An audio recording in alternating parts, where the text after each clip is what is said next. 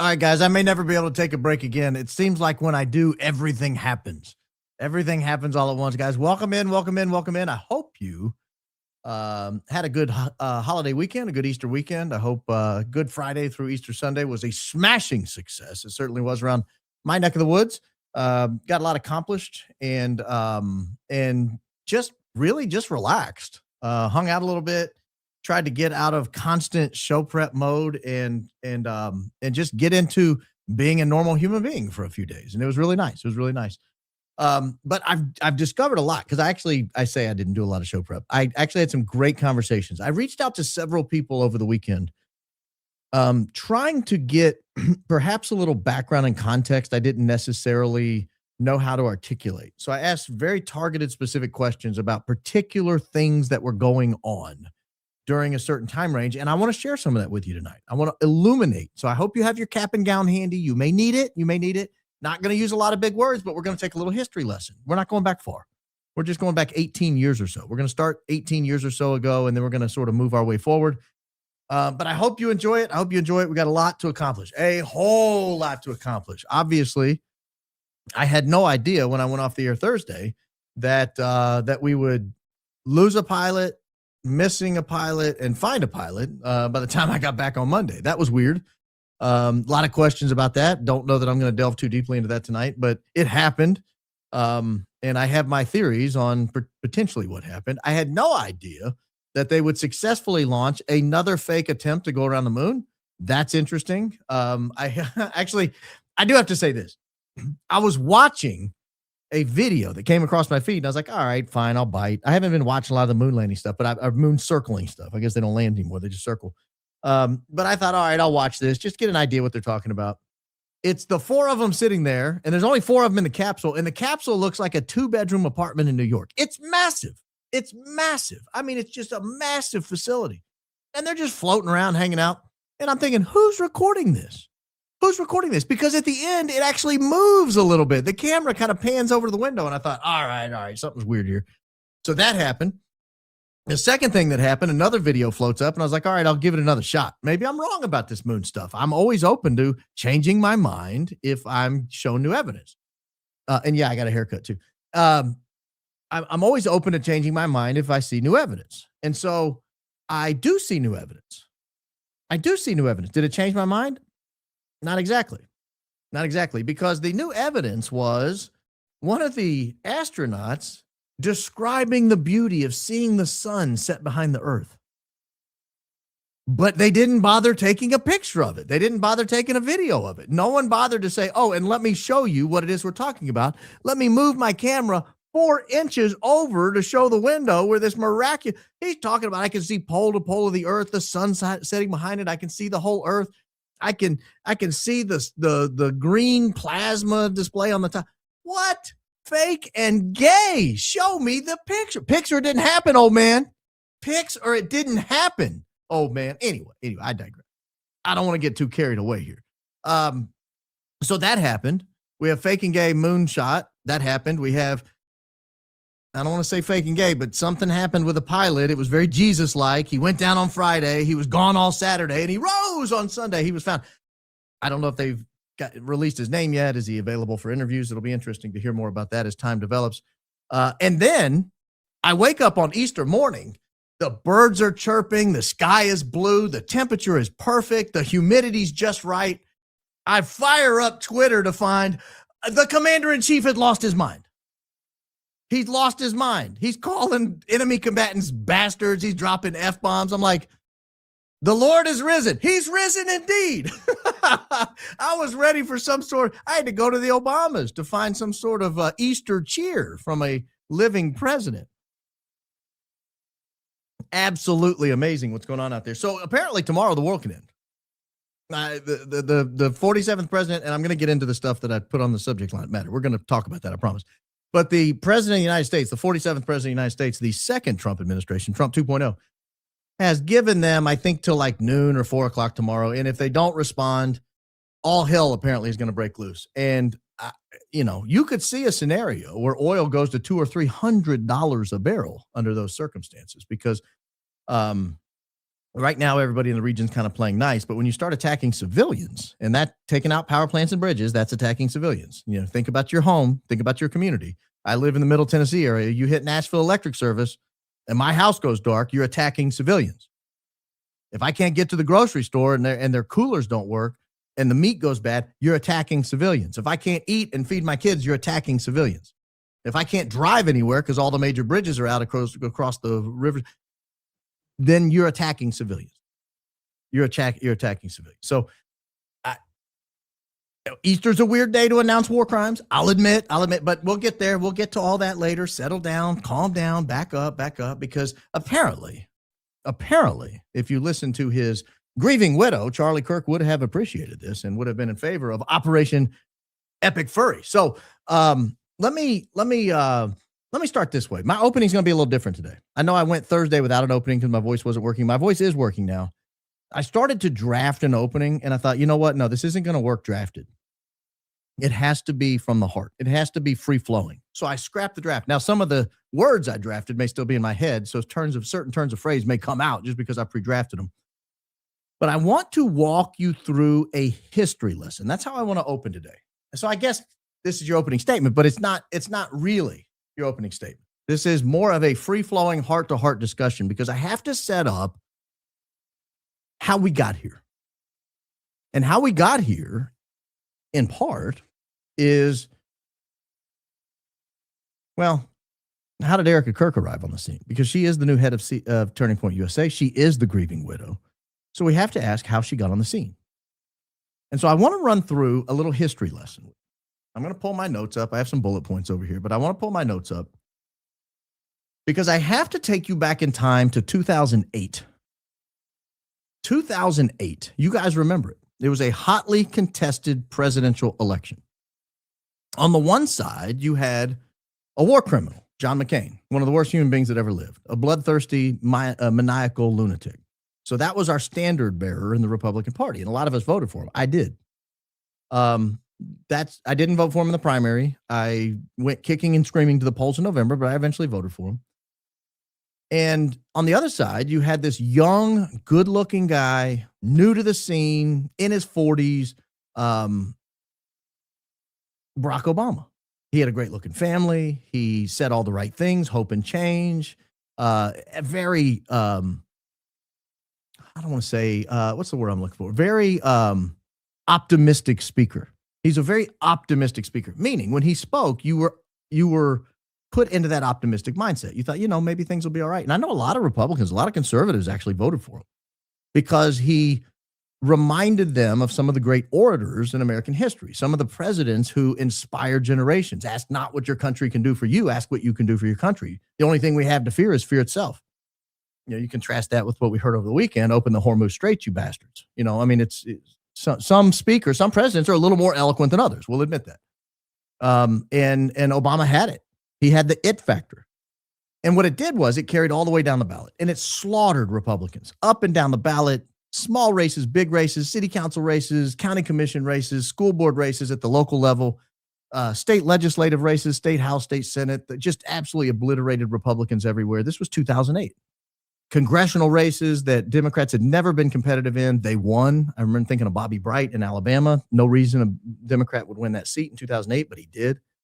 Carried in on the Obama wave. There was a blue wave. It was a big, thick, heavy blue wave, and it just blanketed everything.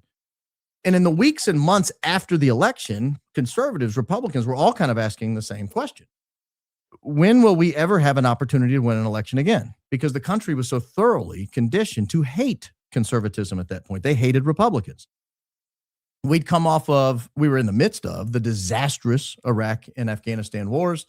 It looked like we had no real plan to ever get out of that situation. The economy was not doing ideal. We were in the midst of the housing crisis, the Great Recession. Interest rates were still nudging a little higher, but so was unemployment. That's a bad situation to find yourself in. Typically, one or the other goes. But when both go up, you have a bad problem on your hands. And a lot of people blame, for better or worse, whenever there's an economic crisis, a global economic crisis, or a national economic crisis, a lot of people blame the party in power. They blame the White House. And they did. And they did. And so Obama comes in, and Republicans are licking their wounds, wondering, can we ever win another election? Is it possible? Well, independent of that, a bunch of old people got together. Mrs. Coleman and I actually happened upon this one time. It was the very first ever Tea Party event. We were living in Delray Beach, Florida at the time, and we went to the courthouse in West Palm. I don't even remember why we were there, but we go to the courthouse in the Palm Beach County Courthouse in West Palm Beach because we were living in Palm Beach County, and we were going there doing something, registering a car. I don't remember why we were there. But while we're there, all of a sudden there's just a sea of people, and they've got picket signs and they've got poster boards, and it's like a rally. And I'm thinking, what are we rallying against? And the first sign I saw was the name Obama across the top, and it said, one big crooked letter, mistake, America. One big mistake, America. And I thought, oh, we're protesting Obama. Okay, well, let's see what this is about. So we just wandered around for a little bit, talked to some people. It was an interesting time. There were black people, white people, Hispanic people. Palm Beach County is a very diverse county. And they all had one thing in common. They were angry at the fiscal policies of Obama. And I don't remember what day this was. I want to say it was like early fall or late summer. He hadn't been in office very long. And on the heels of that was born the Tea Party. And the Tea Party was wildly successful at capturing some of that angst that people had in the 2009, 2010 era, looking around thinking, are Republicans doomed? Will they ever win an election again? And the rallying cry around Tea Party was, we don't care if you're Republican. We don't care if you're Democrat. We're not talking about abortion. We're not talking about immigration. We're not talking about education. We're talking solely about dollars and cents. We want fiscal sanity at every level, top, middle, and bottom. We don't want government spending money they don't have. We don't want government taking roles relative to money, meaning making you buy health insurance, for example. That was a big sticking point at the time. It's hard to believe that two decades ago. That was 2 decades ago, but it was 18 years ago. And it was very successful. And people kind of sat back, and there were a lot of people trying to get involved, and they were organizing their local groups, but there was really no national organizational effort for the Tea Party. It just didn't exist. So you had county groups, you had city groups, you had groups based around neighborhoods, and they would get together once a week, once every 2 weeks, once a month, and they would just sit around. Maybe they'd have a speaker, maybe they'd do an educational component, but it was just bring somebody in, let them speak, and let's talk about fiscal politics and how to get back to fiscal sanity. Let's solve this problem once and for all. And let's do it not in a way that Obama wants us to do it, not in a way that the corporatist globalists want us to do it. Let's do it in the way that perhaps the founders wanted us to do it. That was sort of the cry around the Tea Party. And so this is all taking place. It's all happening. It's all going on. And while it's happening, there's an election that takes place, 2010. And Republicans romp. Republicans absolutely crush everybody. November of 2010, Republicans did to Democrats what Democrats did to Republicans 2 years prior. But the difference was, they won every seat. In fact, an old law partner of mine actually was a Democrat and unseated a Republican. He was one of only 6 legislators in the country. Of the thousands of legislative seats in the country, he was one of 6 Democrats to unseat an incumbent Republican. That's how big the absolute tidal wave was, the red wave. Only 6 Democrats unseated Republicans. And so all of a sudden, the Republicans, we're back, baby, right? Yeah, we got this. We know what we're doing. Well, not exactly, because there was a key distinction in 2010 that didn't take place in 2008, and it happens every midterm. College students don't vote. College students voted for Obama in record numbers. It was one of the reasons Republicans were so scared they'd never win another election. In 2010, college students didn't vote. But when you polled them, the idea was, had they voted, they would have voted for Democrats, and the tidal wave wouldn't have been nearly as red. Democrats would have won a lot more seats. Republicans would have lost a lot more seats. And so there was a fear going into the 2012 election that this would continue, that this would make its way back into 2008 territory where Obama would absolutely landslide. Obama's back on the ballot. He's wildly popular still among the young and among the left, and particularly among minority voters, wildly popular, 70, 80, 90% approval rating in these demographics. And so there's this genuine fear that sets in that we as conservatives, we as Republicans, we as people who are fiscal minded, we cannot possibly win another presidential election. Obama's going to roll us. And so then some geniuses had the idea, let's take the Tea Party message into college campuses. The problem with that is people hated the Tea Party in college campuses. College students hated the Tea Party. They couldn't understand it. It was associated with their parents. It's the same reason why all young people got off Facebook as soon as their parents and grandparents started using it. College students don't want to be affiliated with their parents. That's why they go to college. They want to start their own life. They want to do something different. If mom's into it, it's not cool. If granddad's into it, it's really not cool. And so they had a messaging problem. We can't get into the colleges with the Tea Party message. Well, at the time in the colleges, there were really only two options. There was the college Republicans. If you were a Republican or you were a conservative and you were in college and you wanted to get involved on your college campus, you really only had two options. One was the college Republicans, and they were really more just an establishment old fuddy-duddy group, right? They didn't really care one way or the other. They were just there because they were in power. You know, being the college Republican chairman on your local campus was a big deal. Being the college Republican chairman of the state was a really big deal. Being the national college Republican chair was a massive deal. That was like setting you up that you were on a rocket ship to success in politics. But they didn't really do much. You know, on the base level, they didn't really turn many people out. Their campuses were sort of dull. Their events were sort of lousy. You know, they might get 50 or 100 people to show up on a big event. And so, and the biggest sticking point was they weren't particularly fond of our greatest ally. They just didn't really care. It wasn't something they talked about. And so a lot of people who were conservatives but really favored our greatest ally, they started an organization called Young America's Foundation, YAF. Young America's Foundation came in, and their goal was to try to counter what the college Republicans were doing. It's all in that same time period. And there's sort of this inter-campus war going on. And it turned a lot of college kids off. They thought, who am I supposed to? I'd rather just not participate, or I'll go vote for Obama anyway. And so the people who were trying to organize the Tea Party on a national basis all of a sudden decided, no, we got to get into these college campuses with the same message, but we can't take the Tea Party branding. It is toxic. It is anathema to college kids. We have to take a different message.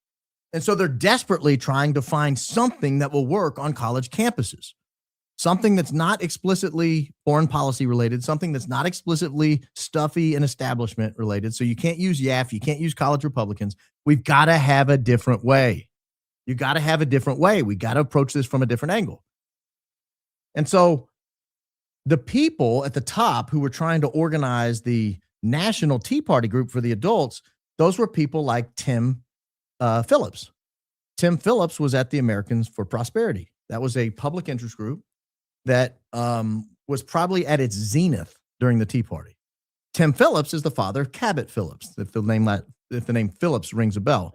So Tim Phillips is at the Americans for Prosperity, and they take advantage of all these local Tea Party groups going, and they start sending their employees and their workers and their organizers into those communities.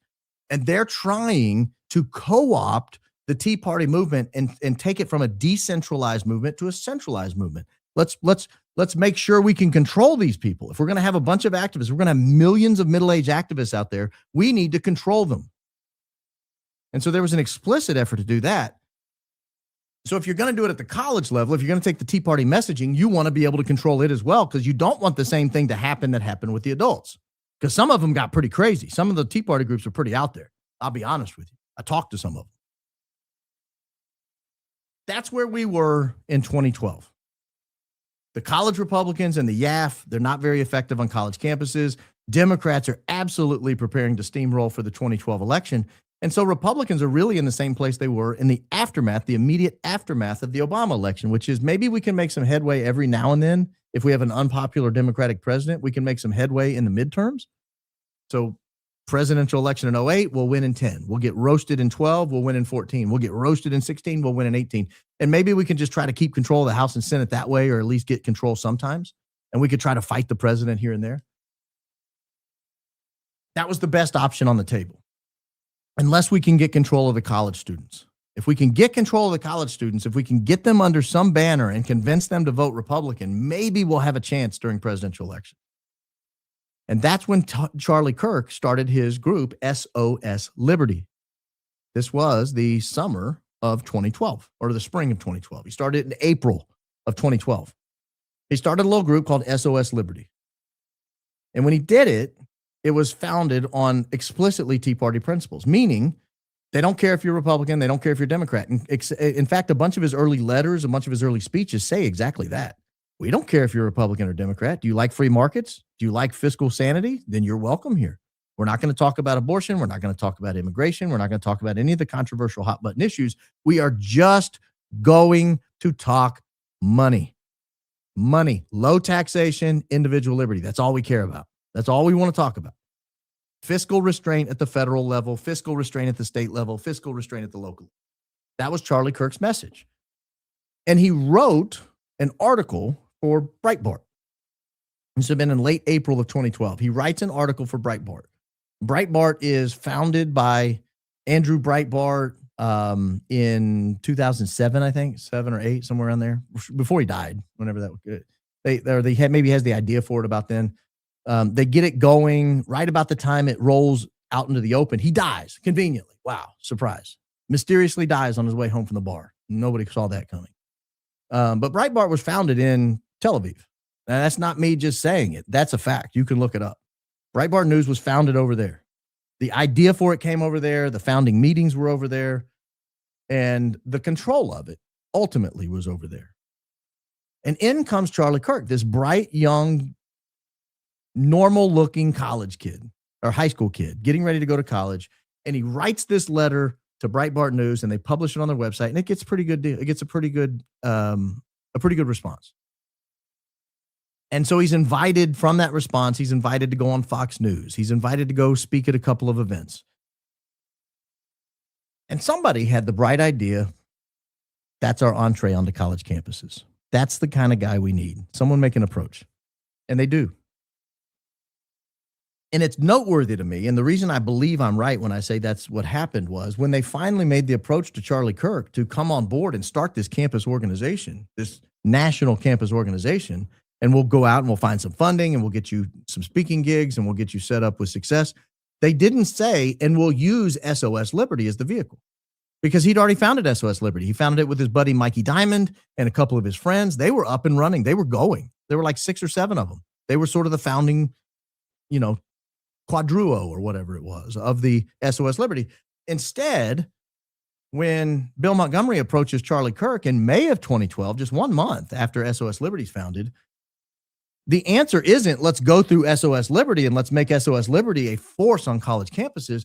The solution was we'll shut down SOS Liberty. We'll reopen as TPUSA, TP, Tea Party, Turning Point, America's Turning Point, America's Tea Party. In other words, we're going to have the same Tea Party messaging that's wildly successful among your parents and grandparents, but we're going to drop the Tea Party name and we're going to send it into college campuses. And they did. But what they found was very quickly, we're in 2012, and what we found is in 2012, neither TPUSA, the college Republicans, or YAF had any effect whatsoever on college campuses. They were utterly unhelpful in the 2012 election. Mitt Romney at that point was the standard bearer for the GOP. Barack Obama back on the ballot as an incumbent Democrat, and Barack Obama romps to victory. He just steamrolls to victory. And everybody was like, man, I thought that was at least going to be close. No, it wasn't close. Mitt Romney was horrific. Barack Obama picks up this massive victory. And you come out of the 2012 election and people are thinking, this is kind of what we thought would happen. We get roasted when the Democrat is on the ballot, the Democrat president's on the ballot, particularly Obama.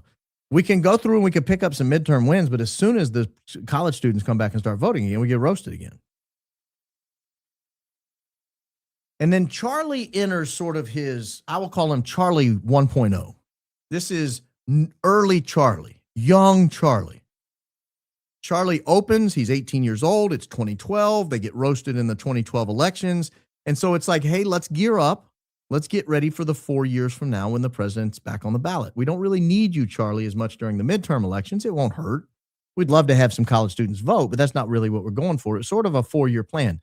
Let's take this 2012 to 2016 period to really try to develop this thing into a force on college campuses. And so they go out there. And what they find is it's an incredibly competitive field. The college Republicans and YAF don't want to yield any ground. They don't want to help. They're not wanting to do joint events. It's like sink or swim. It's dog eat dog. It is a battle for your life. If you don't believe me, open up a college organization today and go out on the college campuses and try to get people to sign up and pay you money and open an organization. And then go try to get donations to do it. It's impossible. It's impossible. It's a saturated market. There were already 2 giant conservative nationwide organizations on campus. Why does anyone want to go to this place with TPUSA? What does that even mean? But this is Charlie 1.0, and he's going out there and he's fighting. And in the early days, if you look at their fundraising, they're making a little money, maybe 50 grand one year, a couple hundred grand the next, a few hundred grand the next. They got a few college campuses going, but they're not finding that oomph that they need. They're not finding that wow factor. They don't understand the lay of the land. They don't understand the political marketplace they're working in. And so Charlie makes what I think ultimately got him killed, a decision to go hire a guy named Tyler Boyer. That's when he goes and hires Tyler Boyer. Tyler Boyer understands the college Republicans. Tyler Boyer is the consummate, he's a little older than Charlie, but not much. He's the consummate campus guy that's looking for a job. And he's out there and he understands the college Republican landscape. He understands the YAF landscape. You bring in a guy like Tyler Boyer, all of a sudden you've got an entree into all these college campuses. You don't have to go on there sight unseen, cold calling students saying, do you want to open an event? You don't have to just set up a table and hope somebody comes by and picks up a pamphlet. You got a guy in Tyler Boyer who knows who to pick up the phone and call people on various campuses. He was based in Arizona. Charlie was based in Chicago, but it didn't really matter. It's a national organization anyway. And so they get going and they start getting a little momentum. 2015, 2016. And then we have our first test. Our first test isn't the midterm of 2014. The first test is the presidential election of 2016. Are the college students going to turn out? Is the fruit going to be born off of the tree we planted with Charlie Kirk? Does he do anything whatsoever in helping Donald Trump win the election? And I'm here to tell you the answer is no. But that didn't stop him from getting a boatload of credit. The reality is college students are not why Donald Trump won the election. What won Donald Trump the election was he was so wildly popular with middle-aged white men. There were people in my own family who had never voted before, hadn't voted in decades, who came out to vote for Donald Trump. When I showed up to vote for Donald Trump the first time in 2016, I was in Alabama, okay? Alabama was guaranteed to go for Donald Trump at a minimum of 20 points, maybe as many as 40 points. We weren't sure. That was the only question. Would he win Alabama by 22 or 38? We didn't know, but we knew he would win. Hillary Clinton had a 0% chance of winning Alabama. Everyone in Alabama could have had the flu, and Trump still would have won by 25 points. It's just what every Republican could have had the flu, and Trump still would have won by 20 points. It's just fact. It's just the way it is. So there wasn't a lot of momentum. There wasn't a lot of motive to turn out in Alabama. The national parties had spent $0. The only momentum came from people on Facebook, people talking in their neighborhoods. They kind of like Trump. They'd seen him on TV on The Apprentice. I showed up and I'd voted in every election in that precinct for years. Typically, you'd wait in line 2 minutes, maybe 5 on a heavy election day. I showed up and waited in line an hour and a half to vote for a presidential election that was already decided. There was a 0% chance Donald Trump would lose Alabama. Every single person who was eligible to vote showed up to vote for Donald Trump. And it repeated itself, not only in my precinct, not only in my county, not only in my state, not only in my region, it repeated itself all over the country. And what happened was Donald Trump was supposed to lose that election. In October of 2016, if you remember, you had the Billy Bush tape. You had sitting congressmen, including Martha Roby in Alabama, in the district I was talking about just then. She was the congressman there. In that district, she was telling people that Donald Trump should get out of the race and pass it off to someone else. That we would just have to forfeit the presidential election. It was that bad, what he said on the Billy Bush tape. This is the grab him by the hootenanny speech. You remember that when he was secretly recorded by a Bush, of all things? Well, ironically enough. And so this is November 2016. Donald Trump wins because so many people that pollsters could have never captured, never anticipated coming out. I mean, first time, you look at polls and you look at, did they vote 4 of the last 4 elections or 3 of the last 4 elections? Those are the only people we want to hear from. Those are the only ones we're pretty confident are going to show up.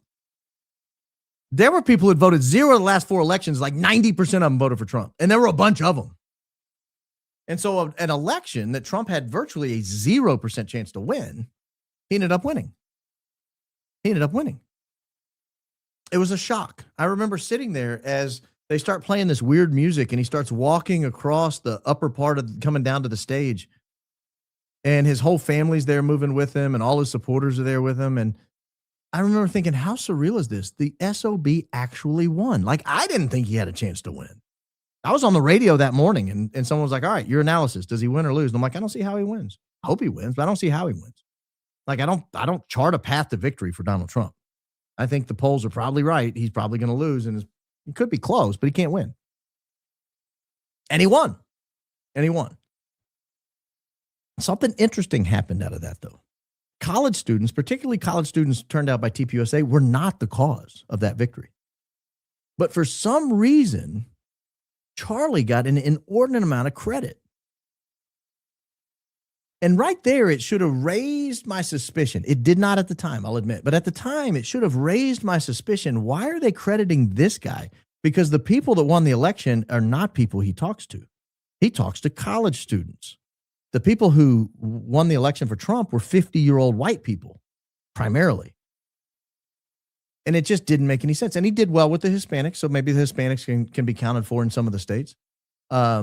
African Americans, by and large, voted in the numbers they typically vote for Democrats. I mean, maybe a little different for Trump, but not much.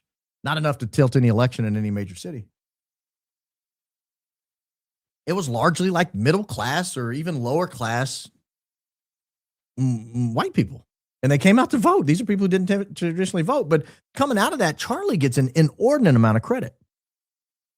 And it was just a really weird, looking back on it particularly, it's a really weird thing because if you go run the numbers, college students didn't vote for Trump much more than they'd voted for Romney or McCain or, anyone else down the road. Bush in 2004, Bush in 2000. I mean, just, Republicans aren't not the most popular people on a college campus. If you're trying to pick up a girl on a college campus, wearing a GOP button typically doesn't push you into the right category for most of these women. You either tell them you're not political or you lie to them and tell them you vote for Democrats. It's the best way to get into their bedroom. So this is looking back, and at the time it should have raised suspicion. At the time it was a little weird. You're like, who Charlie Kirk? They're saying he was helpful in winning it? How? But you just sort of let it go. You don't think much about it. Turning point at the time, I mean, you knew who Charlie Kirk was, but he wasn't that big of a deal. He certainly didn't talk a lot of big Christian game at the time. You might have been to 10 of his speeches and never knew he was a Christian. He just didn't talk about it.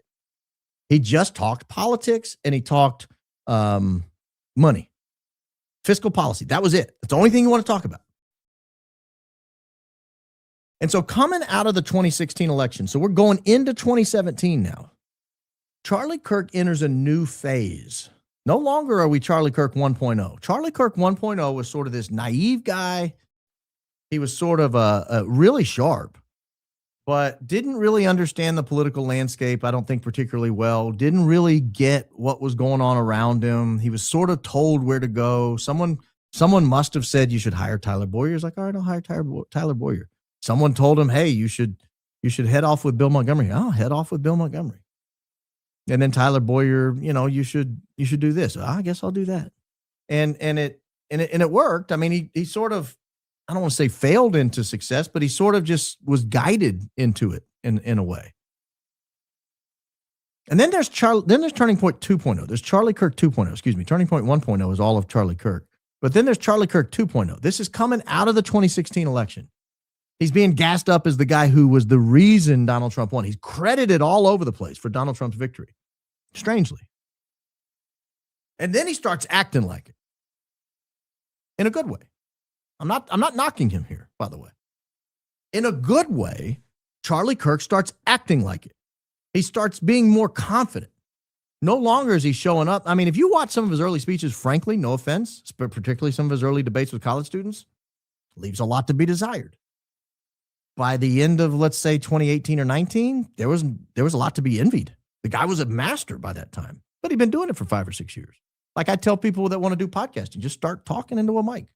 You'll get better. You'll learn how to control your voice. You'll learn how to vary your voice. You'll learn how to vary your tempo. You'll learn when to repeat. You'll learn when not to repeat. You'll learn when to pause for effect. But you got to learn it. You got to learn it. You got to learn to get outraged and mad. You got to learn to be soft and serious. Same thing with debating these college students. You got to know when to push. You got to know when to not push. You got to know when to give them enough rope to hang themselves. You got to know when to pull on that rope and jerk their neck. Probably a bad analogy.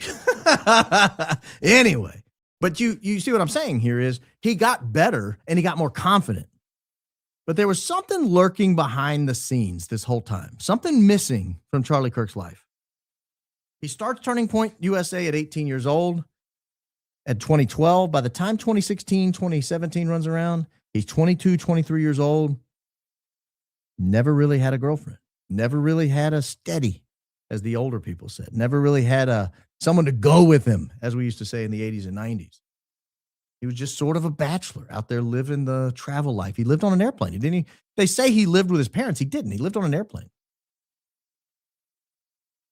Lived in hotel rooms, lived on people's couches. He was just sort of, his own weird brand of human being. He doesn't fit nicely into any category by this time. But he gets really good at what he does, and he starts taking a more commanding presence among national political things. And then something key happens after Donald Trump wins. He becomes very close with the Trump family. Very close. Don Jr. In particular, but very close with the Trump family, very close with Trump. And now he's got access to power. So you take a guy who's naturally very gifted, very bright, very inclined to succeed, and you mix that with access to power, and you've got 4 or 5 years of solid experience building him up to this moment, you begin to create this little bit of an unstoppable force. And because of this, he's got a lot of people that are like, this is who we need to hitch our sails to. We need Charlie Kirk to succeed for us to succeed. And this is when he becomes a little bit more of a political force on things other than money. Because remember, up to this point, it's all money. It's no Christianity. It's no foreign policy, really. It's just money, taxes, fiscal policy. I mean, he was like Milton Friedman, but like young and kind of funny. And so he starts thinking about, I don't know if Tyler recommended this. I don't know who recommended this, but he starts thinking about, we've got to expand our brand. He starts getting into foreign policy and he starts getting into faith. And as you know, foreign policy and faith often interact, particularly with a small sliver of country in the Middle East. Foreign policy and faith sort of interact. And it's about this time, Charlie Kirk is going along. He'd run into Tyler Boyer. They'd met. He'd hired Tyler Boyer mid-2015. He's moving along, and he finally runs in to someone named Erika Frantzve. And I'll show you a few clips here of how this happened, because the story sort of developed and evolved over time. Strangely, it shouldn't have, but it did. The story sort of developed and evolved, but I'll show you. And to put it in context, in August of 2018, Erika Kirk and Charlie Kirk meet for the first time at the TPUSA headquarters. It's the grand opening. And the reason it's the grand opening is TPUSA had always been headquartered sort of in the Midwest, Chicago. That's where they based all their operations. That's where their employees lived. Tyler Boyer convinces him to go to Arizona. Open in Phoenix. I have no idea why you would want to be based so far away from the bulk of the American population, but for whatever reason, Tyler Boyer wanted to be in Phoenix, probably because Tyler's from that area. That's more convenient for him. But I really don't know, but he convinces him to move to Phoenix. Could have to do with the no income tax. Maybe that's part of it. They don't want to pay tax. They already don't pay taxes on their nonprofit income. Maybe they don't want to pay taxes on their personal salaries either. I don't know. But they open in Arizona, and here is the earliest description of it I could find. I want you to listen carefully to how this is described, where they meet in their office in.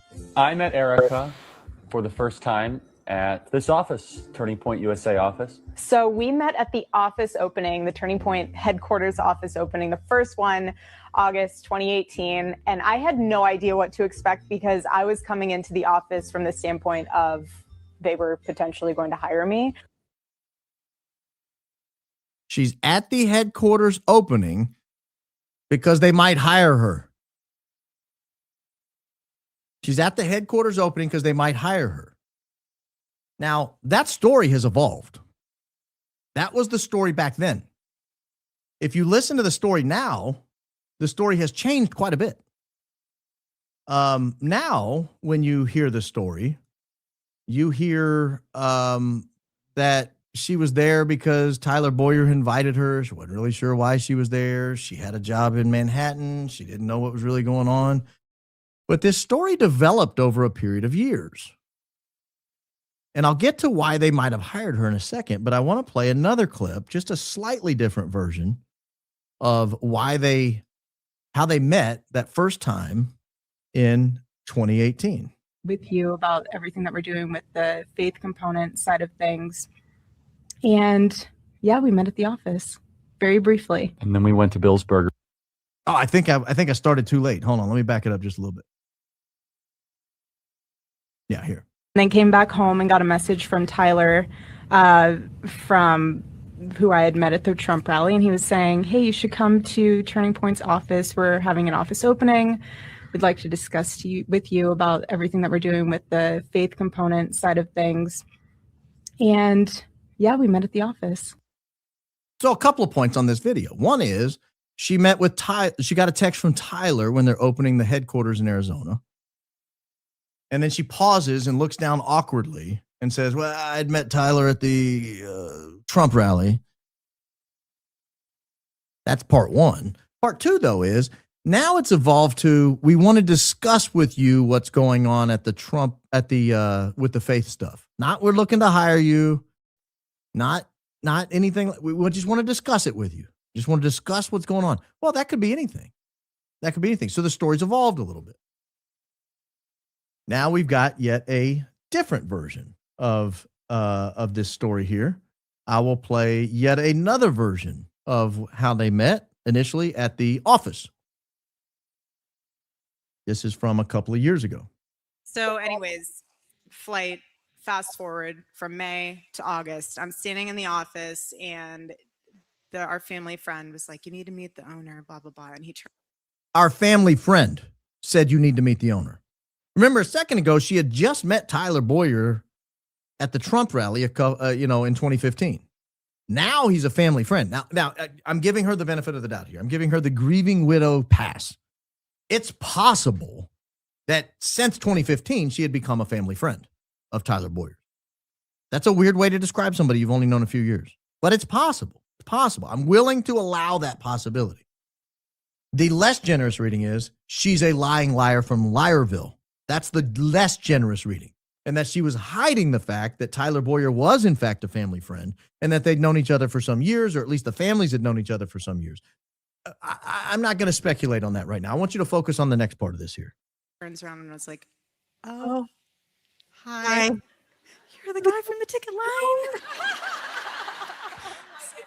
Oh, was so coy that I was like, oh, nice to meet you. Like, I have to get back to New York, so I'll see you again soon, I think.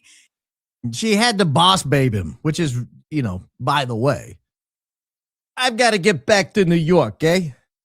I know it's a nice place you got here in Phoenix. I get it. It's beautiful. I love the new TPUSA headquarters, but I got to get back to New York because I'm a New Yorker, you see. Yeah, I mean, it kind of sounded like that to me.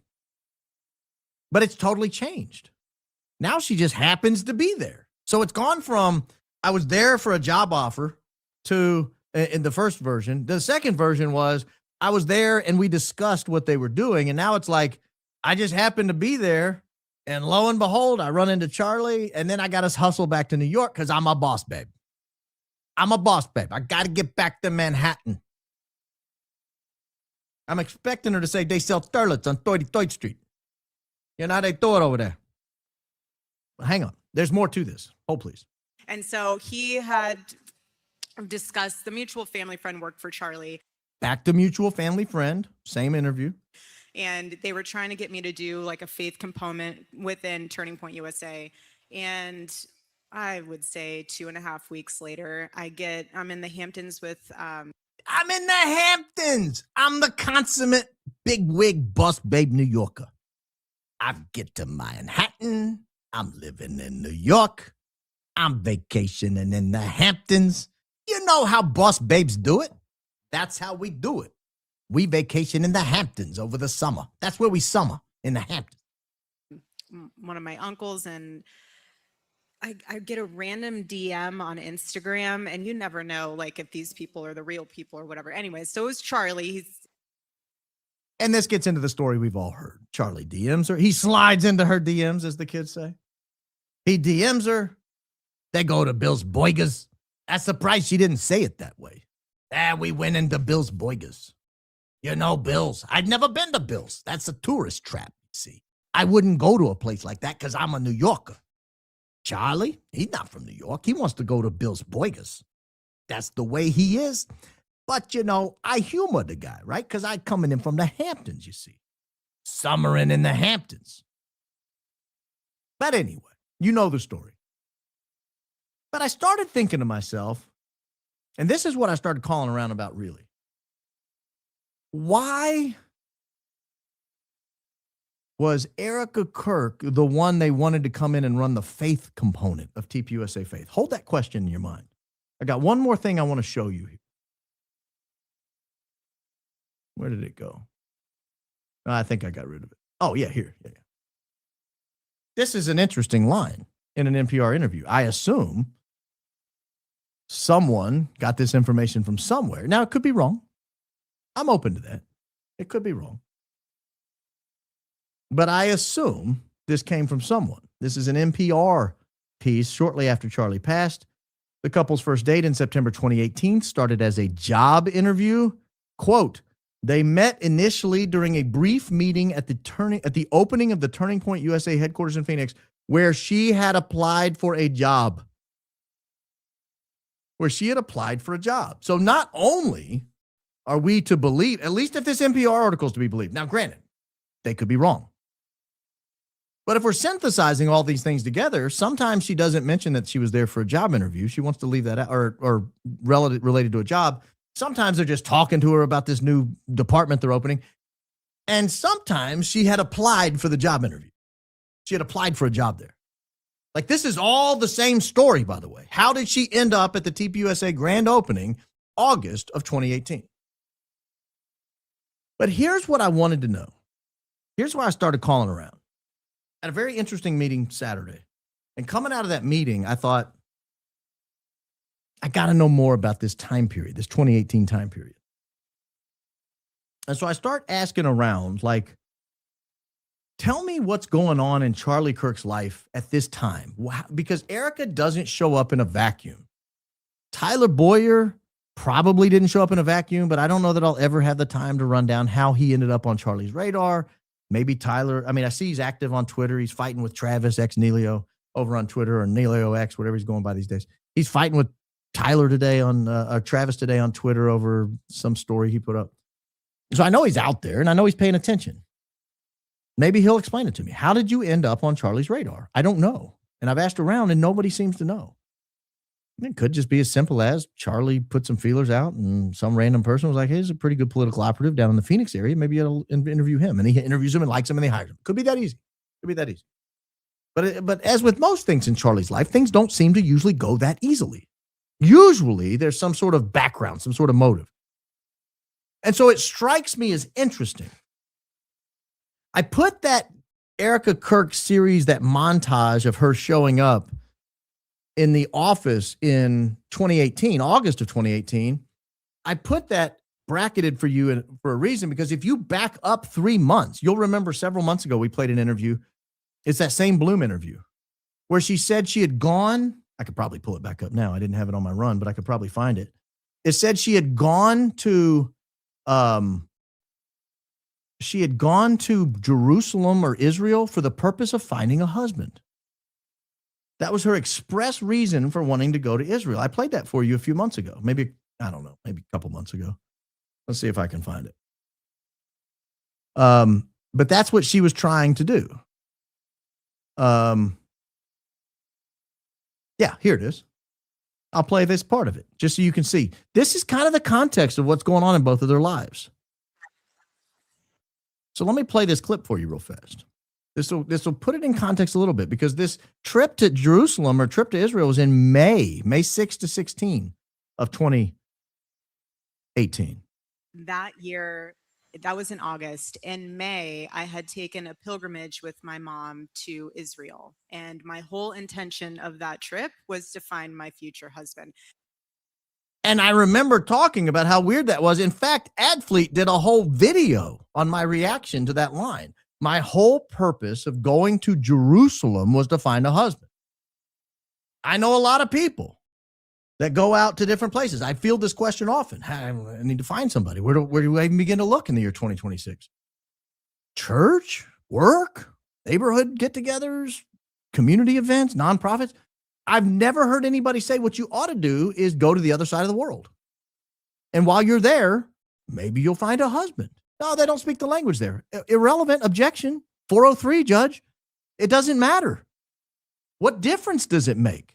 That's like when you go into Hillary Clinton land. At this point, what difference does it make? I mean, you're on the ground. Get hungry, girl. Start fighting. Start finding them. Scratch the back of their legs if you have to. Just don't pee on them. Don't be like a dog. But I remember, what a weird thing to say. And this is the context. So Erika, at this point in time, May of 2018, so desperate is she to find a husband, she boards a flight to Israel. Strange. I mean, it leaves me speechless. But that's how desperate she is to find a husband. And so I start calling around, I start asking around, talk me through what's going through Charlie Kirk's life in August of 2018. August, September, and October 2018, because this is sort of when the courtship began with Erika Frantzve. And what I learned was amazing. I learned it was absolutely incredible what's going on in Charlie's life at the time. A couple of things. One, Charlie had never had much luck with the ladies. He had really only pursued one woman in his life that I'm aware of, that I was able to track down. And it didn't work out well. I think it was unrequited love, if you know what that is. That is where the suitor is pursuing someone who doesn't want to be suited by the suitor. Unrequited love. In other words, he likes this girl, they're friends, they're friendly, they spend a lot of time together. So he finally pops the question, hey, do you want to be an item? And she's like, no, I don't want to be an item. And so Charlie's heartbroken. That background gives me a lot of context, because this happened between the Jerusalem and the grand opening. Charlie gets heartbroken between Jerusalem and grand opening. If you've ever seen a 25, 26-year-old man who's heartbroken over unrequited love, he's a little mopey. He's a little droopy. He's not in an ideal state. And then on the other side, you have an Erika Kirk who's so desperate to find a man, she's willing to fly around the world. Literally fly around the world. To go to a country where they don't speak English, to try to find a husband. Also a country where almost none of them are Christian, but try to find a husband. So is her faith. But I'm neither here nor there. Neither here nor there. I'm not going to judge the girl. Not going to judge her. But I think people should try to pair up with people who have like-minded religious convictions. You know, if you're Hindu, marry a Hindu. So anyway, this is the context for where we are. This is about to get real. Because I want to play a clip for you. Because when I asked what was going on in Charlie's life at the time, I was pointed to this as the defining moment of Charlie's life in the months leading up to meeting Erika Frantzve. There was one moment in particular. I can almost nail it down to the day. This was what was going on in Charlie's life. It was this tweet right here. I love the way Candace Owens thinks. And I paused when I heard that, and I thought, well, tell me more. I'm intrigued. Tell me why this would have any impact whatsoever to do with Charlie, because this, obviously, if you're Candace Owens, could be a defining moment in your life. But what does this have to do with Charlie? And here's what came back. When Kanye tweeted this in April of 2018, Candace and Charlie were like at their peak. They were hanging out a lot. They were besties. They were big buds. They would go everywhere together. They traveled together. They were very dynamic together on stage. It was kind of almost a good cop, bad cop thing. Charlie came in as the good cop. Candace played the bad cop. I hate to tell you, Candace, I'm now the bad cop. That's okay. That's okay. I'm willing to allow it. I'll take the role. When necessary, I'll don the cap. But she was the bad cop. They had this great little dynamism between them. So I said, okay, well, talk me through that. Why would that be such a defining moment for Charlie? I don't really understand it. Okay, I get it. They're close. But what difference does it make? Kanye likes Candace, whatever. And he said, you don't understand. It changed everything because it sent a shiver down the spine of the TPUSA camp. All of the sudden, this guy that we've invested millions of dollars in, this Charlie Kirk that we've now been crafting for 6 years, and we want to keep him in the camp, and we want to keep him on board, and we want to make sure his messaging reflects what it is we're investing in. All of a sudden, he's flirting with Kanye West, and they're showing up places together, and they're publicly, good mouthing each other on Twitter, and shout outs at shows, and I mean, it's crazy. He said, but you got to understand, Barron, at the exact same time that Charlie's camp was freaking out, thinking, oh my gosh, because you got to understand what Kanye was doing at the time. Kanye was, for the first time in his life, discovering that he did not have to be yoked and controlled by the music industry, by the people who cut the checks. This is when he started lashing out at the executives, lashing out at the religion, lashing out at some of the craziness that goes on behind the scenes. He fired his longtime manager in April of that year, about the time he said, I like the way Candace Owens thinks. He fired one guy in March and another guy in April. And then he puts on Twitter, about the time he sends this Candace Owens things out, he puts on Twitter and says, I can't be managed. I don't have a manager anymore. I'm going to manage myself from here on out. Well, you've got Yeezy brand tied up in this, which is a multi-billion-dollar brand. You've got the record labels tied up in this. Those are multi-billion-dollar brands. Kanye is feeding a lot of people, like not 10, not 100, not 1,000, like work at TPUSA.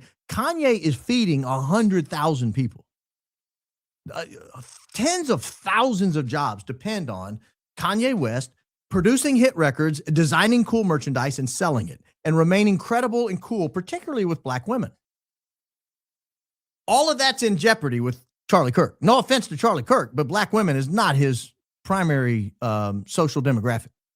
Like, not a lot of Black women show up to Charlie Kirk events. I don't know if you've noticed.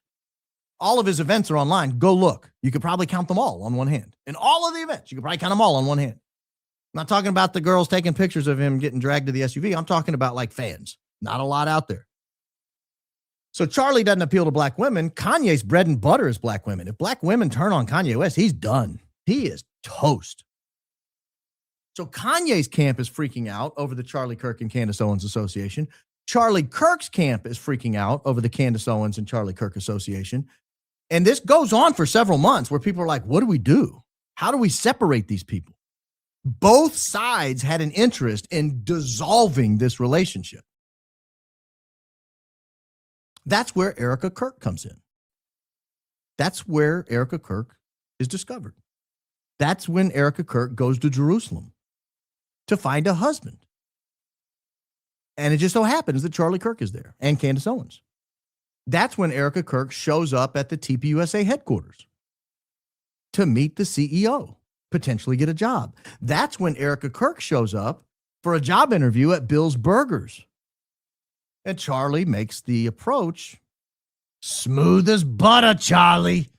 Smooth as butter. I like you, but I'm not going to hire you. I want to date you. Oh, that Chuck, he's a lady killer. Does anybody think that was his idea? Does anybody on earth think that was his idea? Sounds like a Tyler Boyer move to me. Charlie, go in there. I think she's ripe for the picking. Get in there, Charlie. Tell her, feel her out. Make sure she's the type of woman you'd want to marry. Ask her about Aristotle. Ask her about Plato. Ask her about John Locke. And when you got her, then you pull the move. Then you hit her with the line. Hit her, Charlie. She's going to love it. My guess is Erika was prepped for the event. My guess is Erika, who had shown up for the job interview at TPUSA or the job interest at TPUSA in August, my guess is she was prepped that he's going to ask you out. Give him a courtesy date. Don't tell him no. Just tell him you'll think about it. Call him back in a couple of days. Take him up on it. The man flies private. He can meet you whenever. That's my guess of what happened. I have evidence for that. Because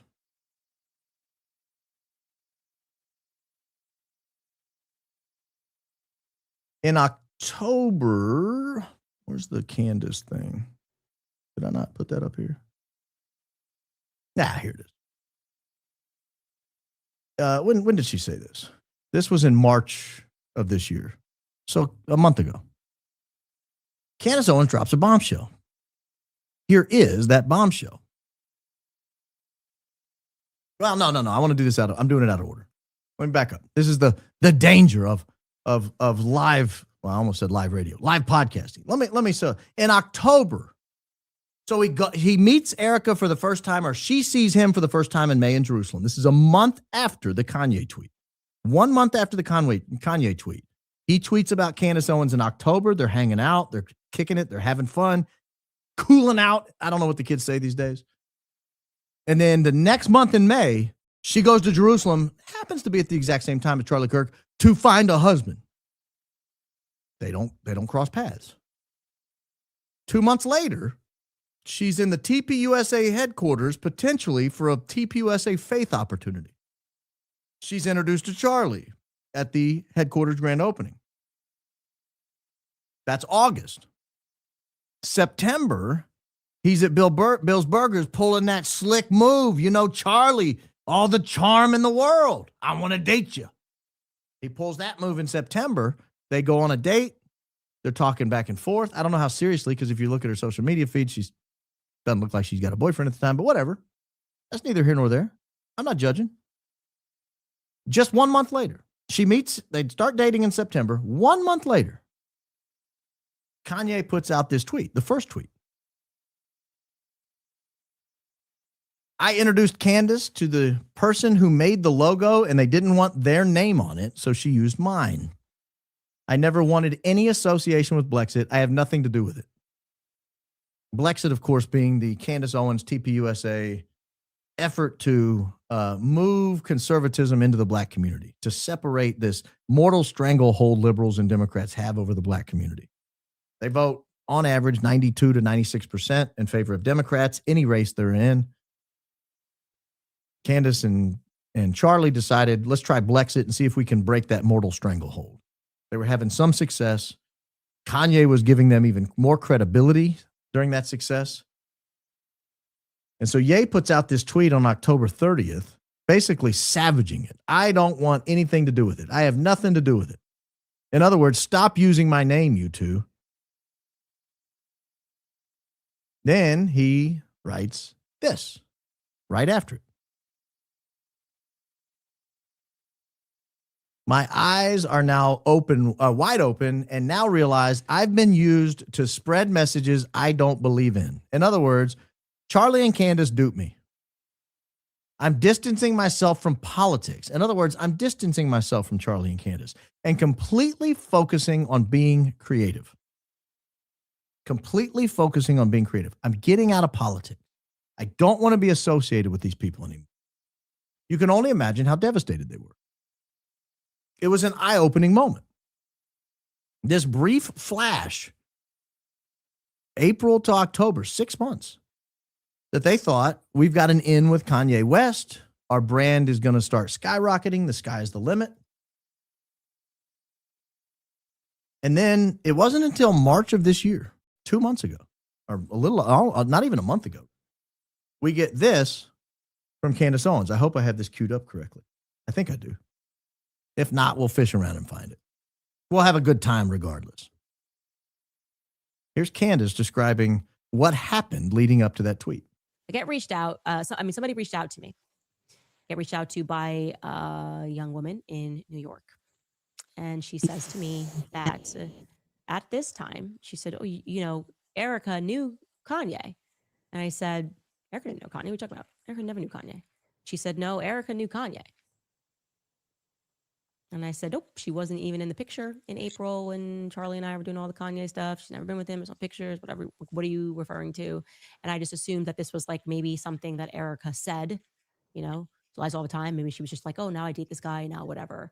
And then she says, no, I have like actual proof that when all that stuff was going down with you and Kanye and Charlie, that Erika was backdialing and telling people that she knew the people that were around Kanye, that she had family that was around Kanye and pushed for that tweet to go out. Okay. So I said, can you get me some proof of that? And this young woman in New York got me the proof of that, proof that at the very least, Erika was making that claim.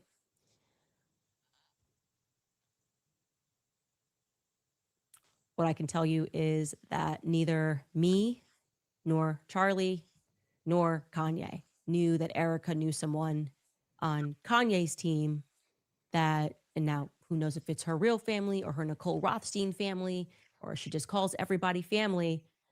But you're telling me she's playing like she's some cute new girlfriend watching us go through this entire thing, being absolutely heartbroken. And yet she's like on the side telling people that she knows like why that went out. She knows why Kanye, like his hand was forced. Let me tell you guys right now. I'll tell you something right now. I will find out who in Kanye's circle knew Erika when that tweet went out. I will find out. I will call Ye and I will find out. I will figure out how duplicitous this woman is, that she is playing the role of, oh my gosh, I'm so sorry that this is happening to you, while telling people that she knows the other side of it. People that are pressuring Ye to do this. Okay. It took me a lot to process that. Like I said, would not put this out here unless I was 100% certain of it. I am at 100% certainty that that is what Erika told. I'll add, I've done my own research on this, made a lot of phone calls, done visits. I promise you, Erika made that claim. I promise you. I've never been more certain about anything. The question is not why. We've answered the why. Kanye's camp was panicked about the association Kanye had with Candace and Charlie. And Charlie's camp was panicked about the association Candace and Charlie had with Kanye. It was a mutual fear from both camps that everything both of them had could disappear because of this relationship.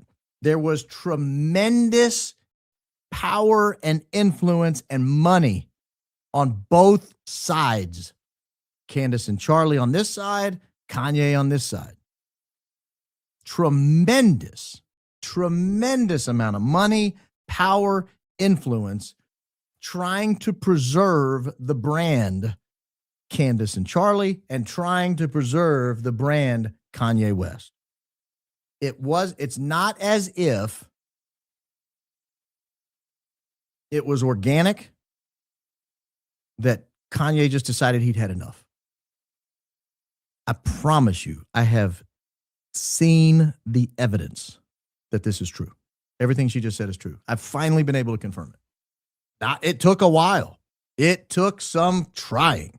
Lots of phone calls, lots of emails, lots of text messages, lots of questions, lots of trying to find the right person. You should talk to this person, call this person. Oh, no. You should talk to this, call that person. Oh, you should see this, run into that person, set up a meeting. It has taken me a while, but I have confirmed that what she said right there is true.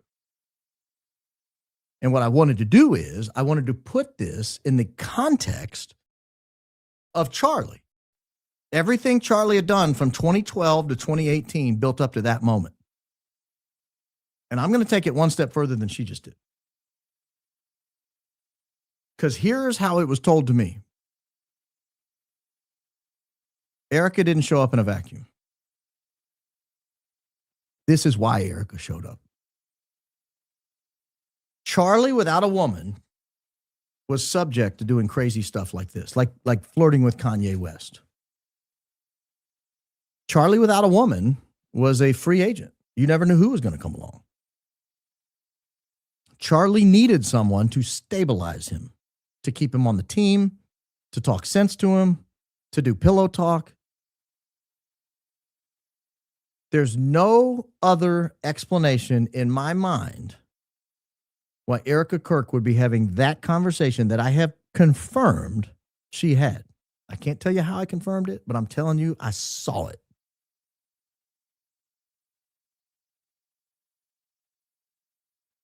It happened.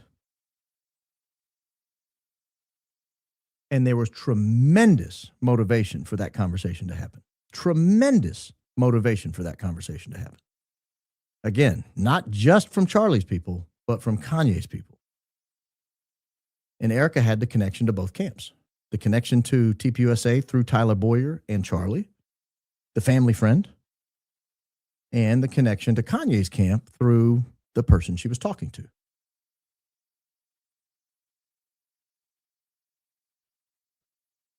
I raised this because nothing that was happening around Charlie was accidental. I don't think him hiring Tyler Boyer was accidental. I don't think Erika coming into his life was happenstance. I don't think him meeting Bill Montgomery was happenstance. And I'm only to 2018. There's a lot that happened after 2018. There's a lot going on. You know, the questions often raised was, well, if all this stuff was going on around Charlie, how did he not know about it? Well, maybe he did. Maybe he did. Maybe he knew all about it. Maybe it's worse than we all know.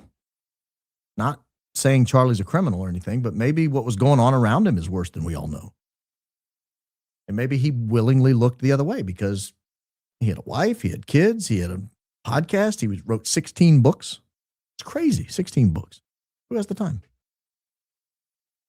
I know a lot of people who just want to write one book. 16 books. Podcast, radio shows, speaking engagements, college tours. There's a lot going on in his life. And maybe he just willingly looked away as some of this stuff was going on. I can't answer that. I don't want to speculate because I don't know. But I do want to talk about some things I do know. I do know. There was a business registered. Now, I have checked all these documents. So you people from TPUSA watching who try to get this pulled every time we show documents, try to get this show pulled down. There are no home addresses on any of these documents. We have double checked them all. There are business addresses that are not homes. I don't intentionally show home addresses, by the way. I've never done it on purpose. There are no home addresses here. There are business addresses. Here is one such example. This is from 2021. This is a filing for a company called Charlie Kirk LLC. Charlie Kirk LLC That's Tilly. Charlie Kirk LLC was formed in Delaware in 2018, May of 2018. I don't find that to be a weird address. I mean, a weird date. I think there's something to that. That's when everything started changing in Charlie's life.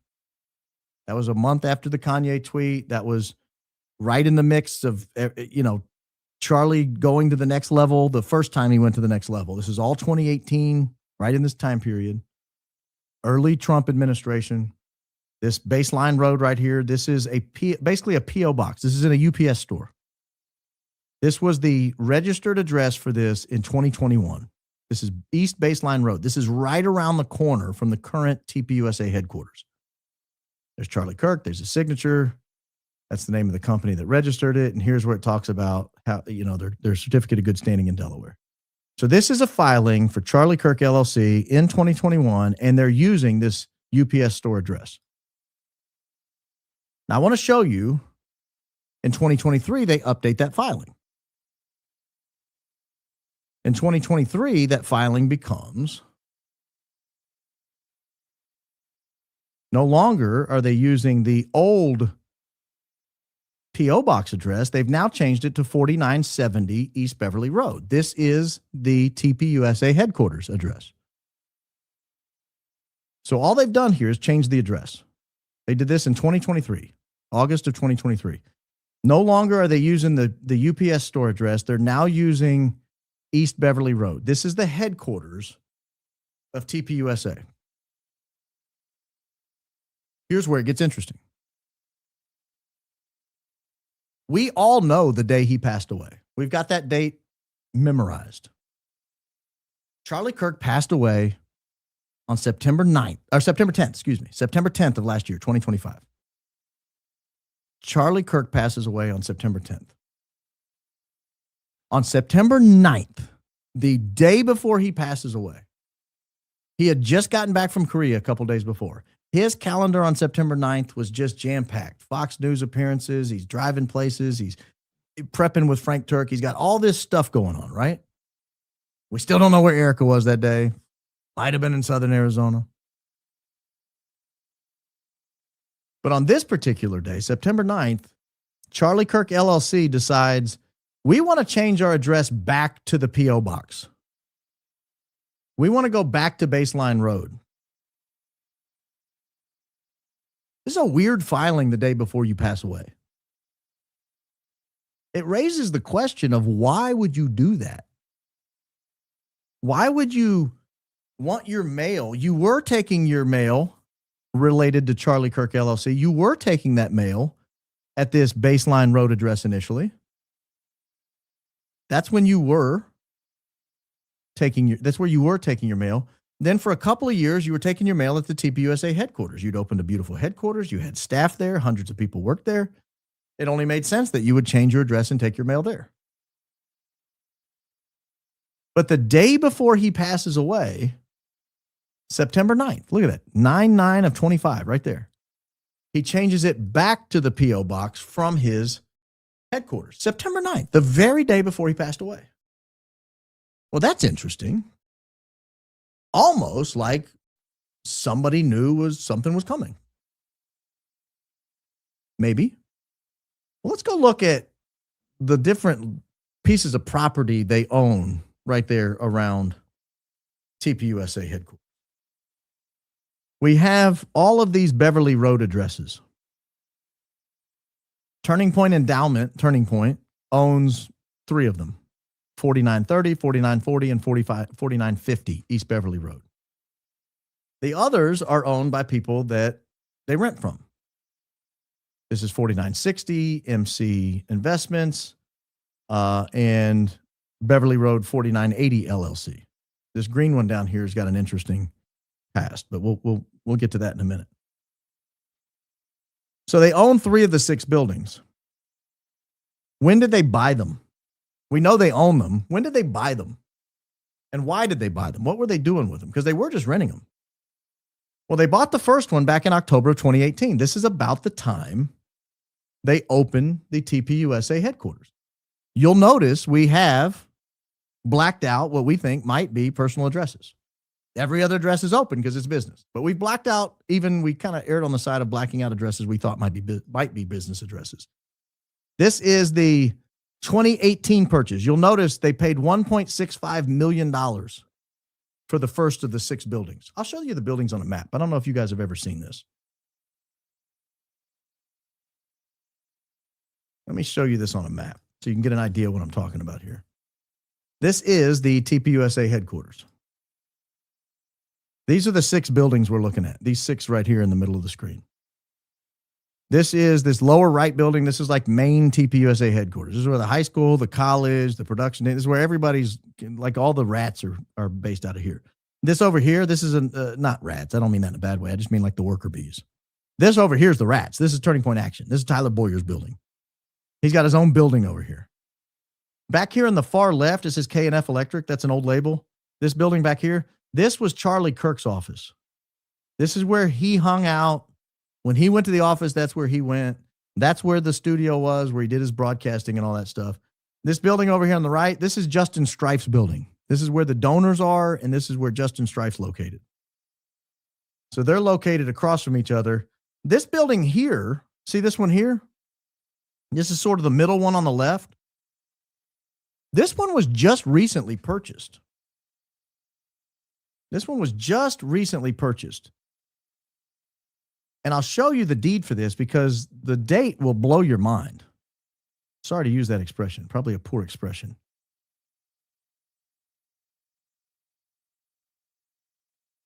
This last building was purchased in August of this year. This last building was purchased in August of this year. 15th day of August, 2025. You know what they do with that building? This building, and again, was purchased for almost $3.9 million, where the first one was purchased for $1.6 million. They're all the same building. It's just 6 of the same type of building. Why'd they pay almost $4 million for that when they paid less than $2 for the one before? We'll allow your brain to speculate on that. I don't want to.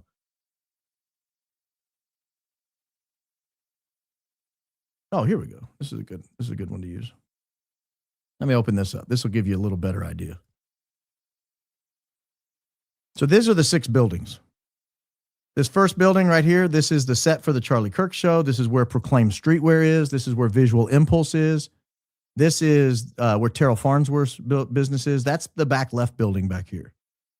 This next building, this is Justin Strife and Donor Relations. That's this building up here. This building right here, this is where Dan Flood's office is. Distribution, media, graphic design teams, and Dan Flood. That's where he is. This building right here, this is the main TPUSA building.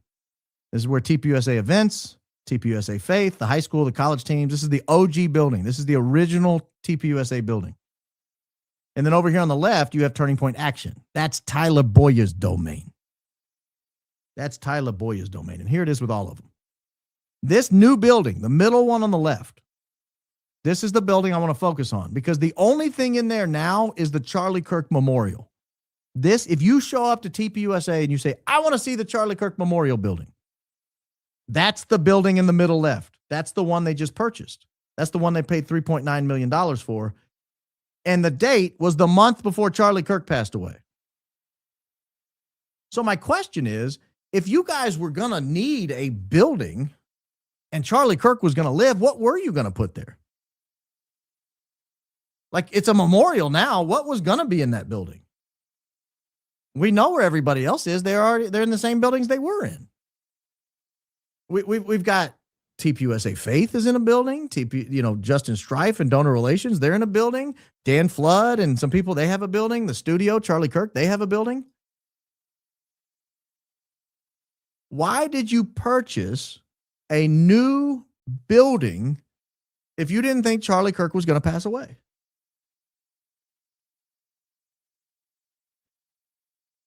Why did you purchase this building the month before he passed away? I just think that's too coincidental to ignore. You have all these other 6 buildings, all these other 5 buildings. You have full possession of them. No one else is in any of them. Now, if you look at Google Maps, you'll see some other businesses. Those are just old labels. That whole thing is now TPUSA's campus. What they call the embassy, strangely enough.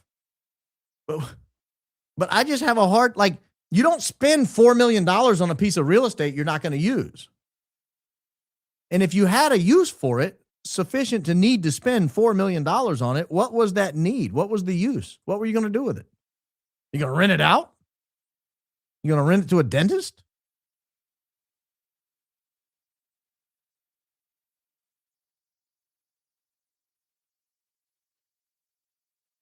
I just think it's too weird. Too much going on that right before he passes away. You're buying a new building that becomes his memorial. You're changing the address where his LLC, and that Charlie Kirk LLC, that's where he would receive his speaking fees and book fees and stuff like that. That's my understanding of what he did with that. Why would you care if mail went back to the headquarters? He was still, in theory, still going to be alive. He was still going to be at the headquarters. Why not just keep letting him get his mail at the headquarters? Why would you want him to drive down the road to get his mail? Like, I have to drive down the road to get my mail. It's a pain in the butt. I only go every week or two.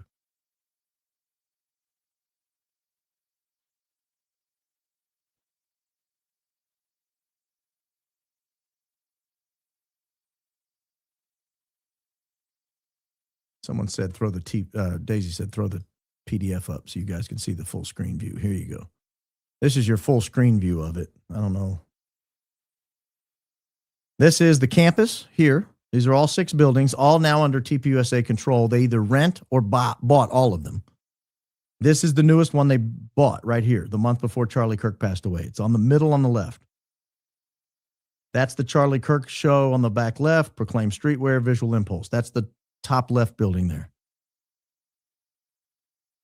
The top right building, Justin Strife, Donor Relations.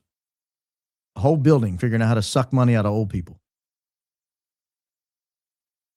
On the right, distribution, media, graphic design teams, Dan Flood's office. That's here on the right, in the middle. Front right, this is the OG building. This was their only headquarters before they spread out into all 6 buildings. The main TPUSA building, TPUSA events, TPUSA faith, high school, college teams. This is it. This is where they are, front right. Front left, Tyler Boyer.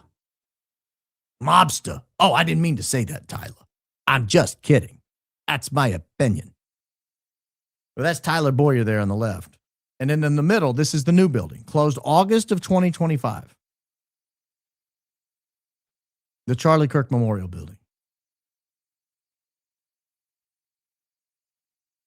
And we don't know what their plans were for that building ahead of time. That's all of them together, if you want to screen cap that and look at it later. We have no idea what their plans were for that building. Why it was so important they go out and buy a $4 million building right before he passes away.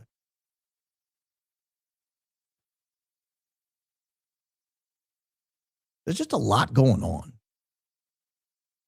There's a lot going on. We have the deeds for all of the buildings. There's one interesting thing I haven't talked about yet. One of the buildings is owned, let me go back here.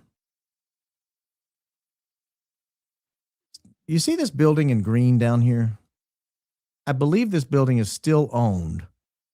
This building, this business right here, 4980. I think this is the back right building. This building is still owned.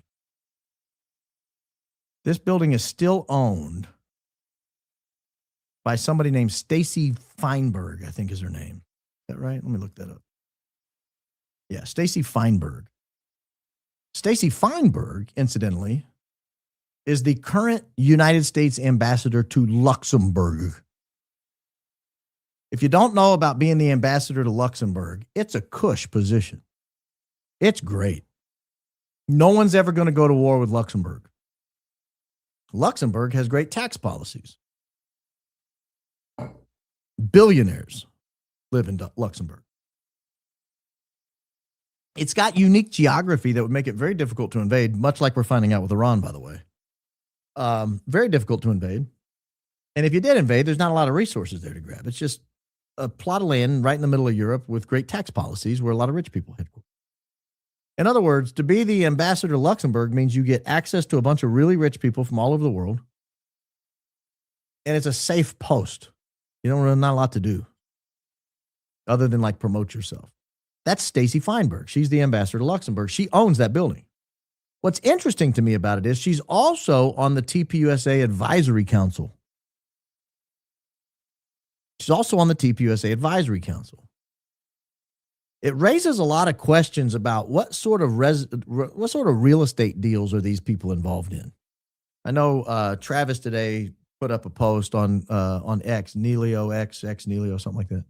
Travis put up a post today that talked about Tyler Boyer buying a bunch of real estate. And he said he bought a bunch of real estate at the advice of his, maybe a tax advisor or something, someone advising him, a wealth advisor, someone advising him with what to do with his money back during COVID when money was sort of doing weird things. The markets were doing weird things. They might drop 30% in a day or whatever.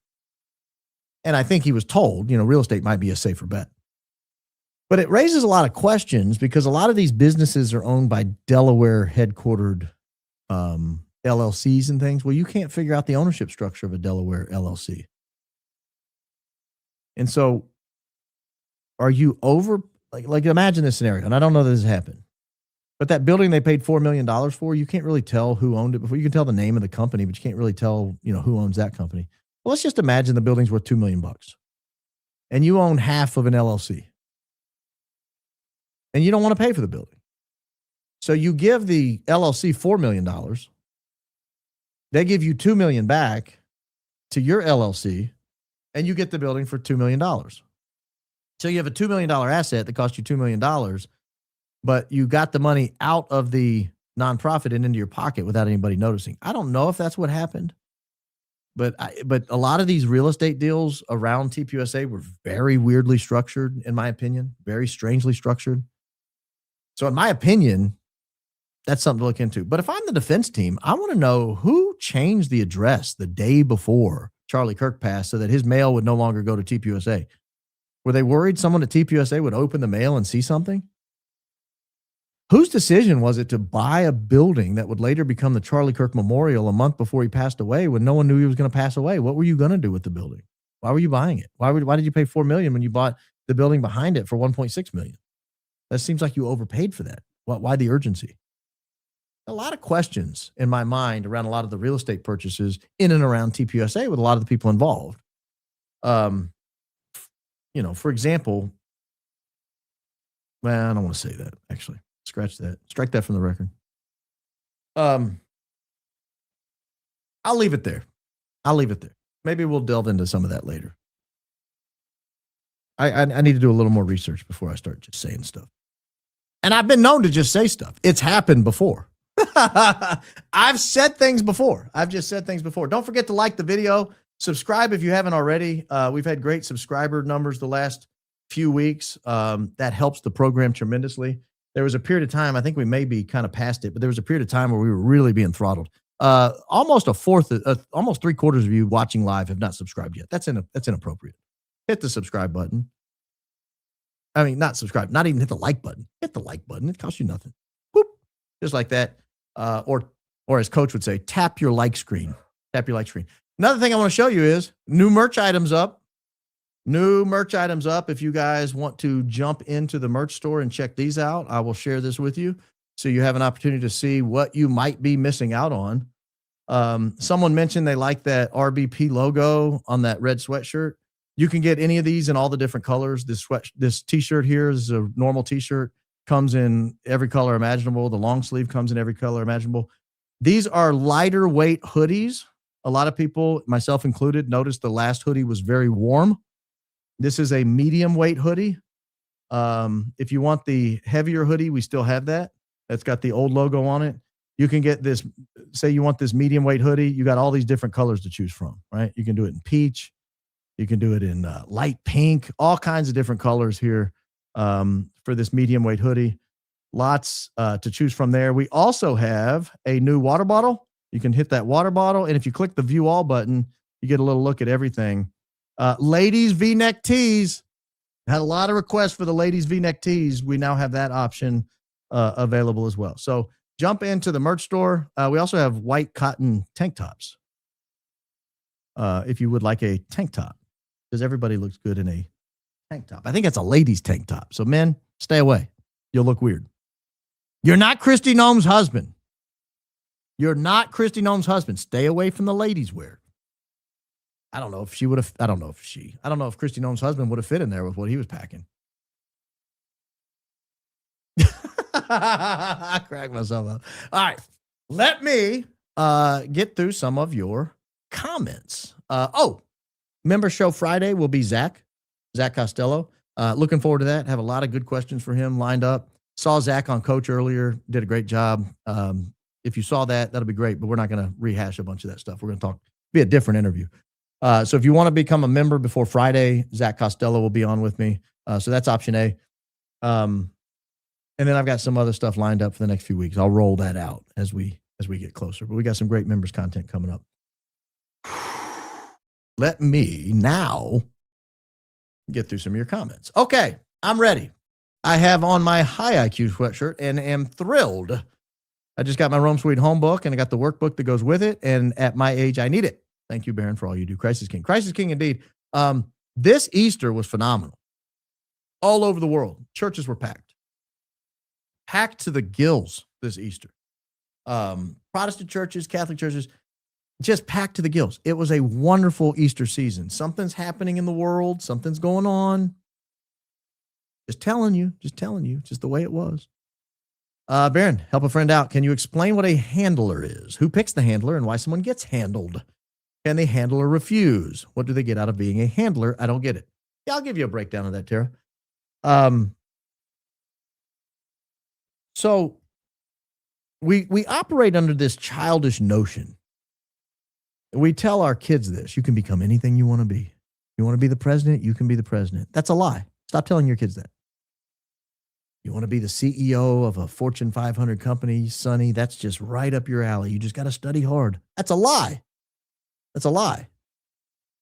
A lot of really top gigs have a ceiling, have a protective layer, because government works to the benefit of rich people. That's how, I mean, you could go out and sell more products, or you could just make the government force people to buy your product. You can make safer products, or you could just have the government give you liability protection, like vaccines, things like that. So, government exists, we think, to make our lives better. That's a lie. They don't. Government exists for the people who pay for the people who get elected, and those are rich people. Those people, those rich people who are benefiting from the system, they want to put in a layer of protection so that random people don't make it through. You don't want your humble host running Amazon. It's going to look different. You don't want your humble host running TPUSA. It's going to look different. So what they do is they assign you a secret person that you don't know is a secret person, that you think is your friend, you think is your boyfriend, you think is your husband, your wife. They assign that person to you, and that person doesn't work for you at all. That person works for the rich people. That's what a handler is. They're there to make sure you stay on track and to report back if you don't. Hey, he's getting waffly on our greatest ally. You need to send in support. That's all what a handler is. A handler is someone you don't know is handling you, who is out there working for the man against your interests, or maybe working with your interests, but on behalf of the man. So it's no surprise that of all the online bookstores that existed in the 90s, Jeff Bezos is the one that becomes the multi-billionaire and gets the largest CIA contractor position in the country. And it's no surprise that a lot of people run payment software systems, but Elon Musk becomes the richest, gets all the government contracts, creates Tesla, creates SpaceX, and is now basically NASA's ride into space. It's no wonder that Bill Gates there are a lot of people out there peddling software. They picked one of the worst software companies in the world with the buggiest, nastiest, grossest software ever. If you've ever used Microsoft Teams, you know what I'm talking about. And made him one of the richest people on the planet. Well, you got to look at who their parents are. Who are their grandparents? Where do they come from? Where did they go to school? Who did they meet? Who did they work with when they were younger? In other words, did they sell their soul to the devil? Quite literally a Faustian bargain. And if they did, then we'll put handlers around them, but we'll make sure that they're taken care of and that they rise to the top. The easiest way to do that is government contracts or other rich people giving them money. So with OpenAI, for example, you got Larry Ellison at Oracle giving OpenAI a bunch of money, presumably for the product, but it's to make sure OpenAI has a competitive advantage and floats to the top. They don't want companies like Claude floating to the top because they don't play ball. So the goal is to crush the competition, create almost a monopoly for your favorite people, and they rise to the top. Well, it happens at all levels. It's not just big business. It happens at the nonprofit level. It happens all over the place. And so anytime someone starts to get on the ascendancy, they're going to put a handler in front of them. That handler will make sure they stay on the straight and narrow. And they might be an anti-establishment type person, but they'll have a semi-anti-establishment person handling them. Are you familiar with something called the intellectual dark web?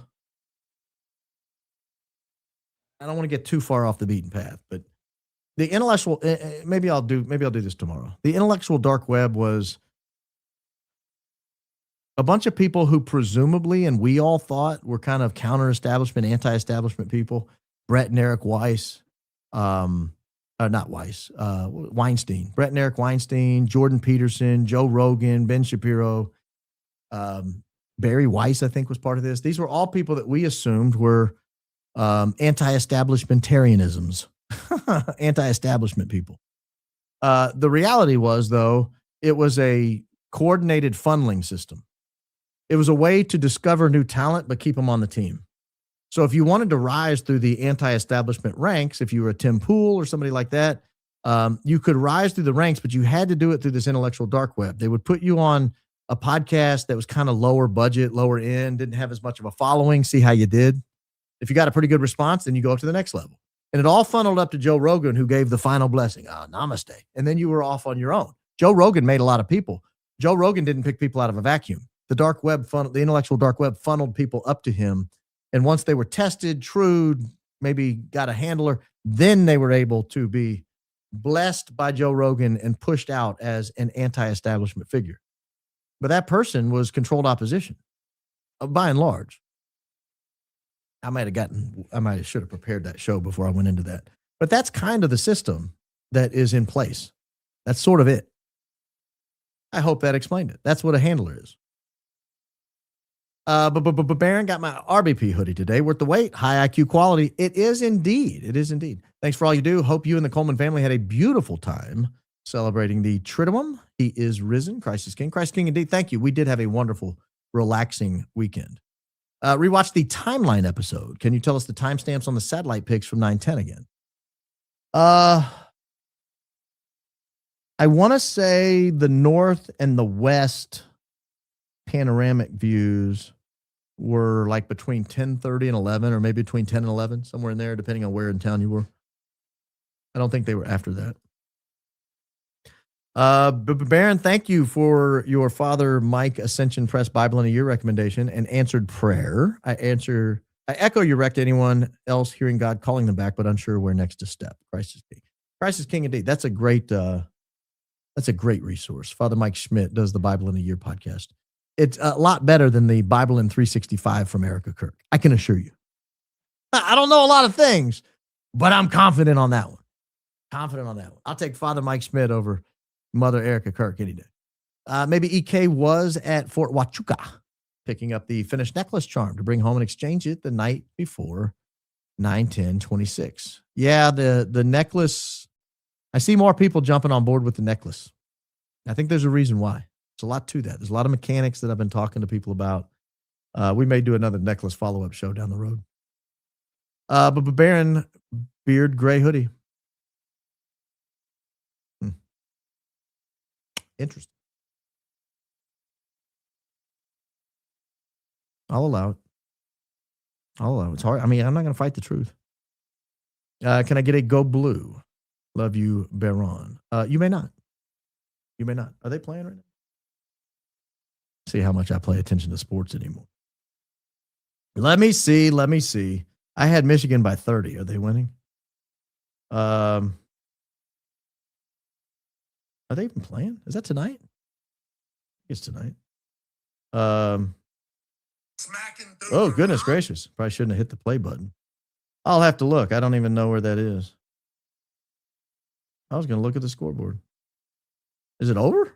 Or it hadn't started yet. It's only 6:45. I'll get you out of here in time to watch it. How about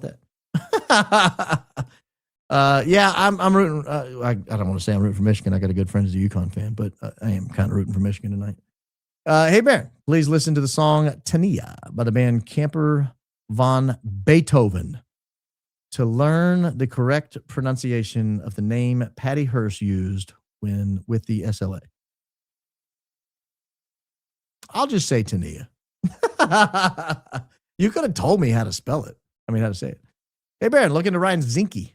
I lived in Kalispell and knew him through work. He's notoriously corrupt, has ties to Fort Huachuca and TPUSA. Yeah, he might end up the next attorney general, I hear. Is that accurate? I think that's right. Baron, got my high IQ shirt today. Is it weird I sleep in it? No. Very soft. Loved you and the grand jury. Christ is king. Christ is king indeed. That's that'd be a good sleeping sweatshirt. I mean, a good sleeping t-shirt. What happened to the Bomb Dog Fund? I really wanted that. I keep asking you about the guy in mask behind yellow tape in Life is Driving video. You do? Guy in the mask behind the yellow tape.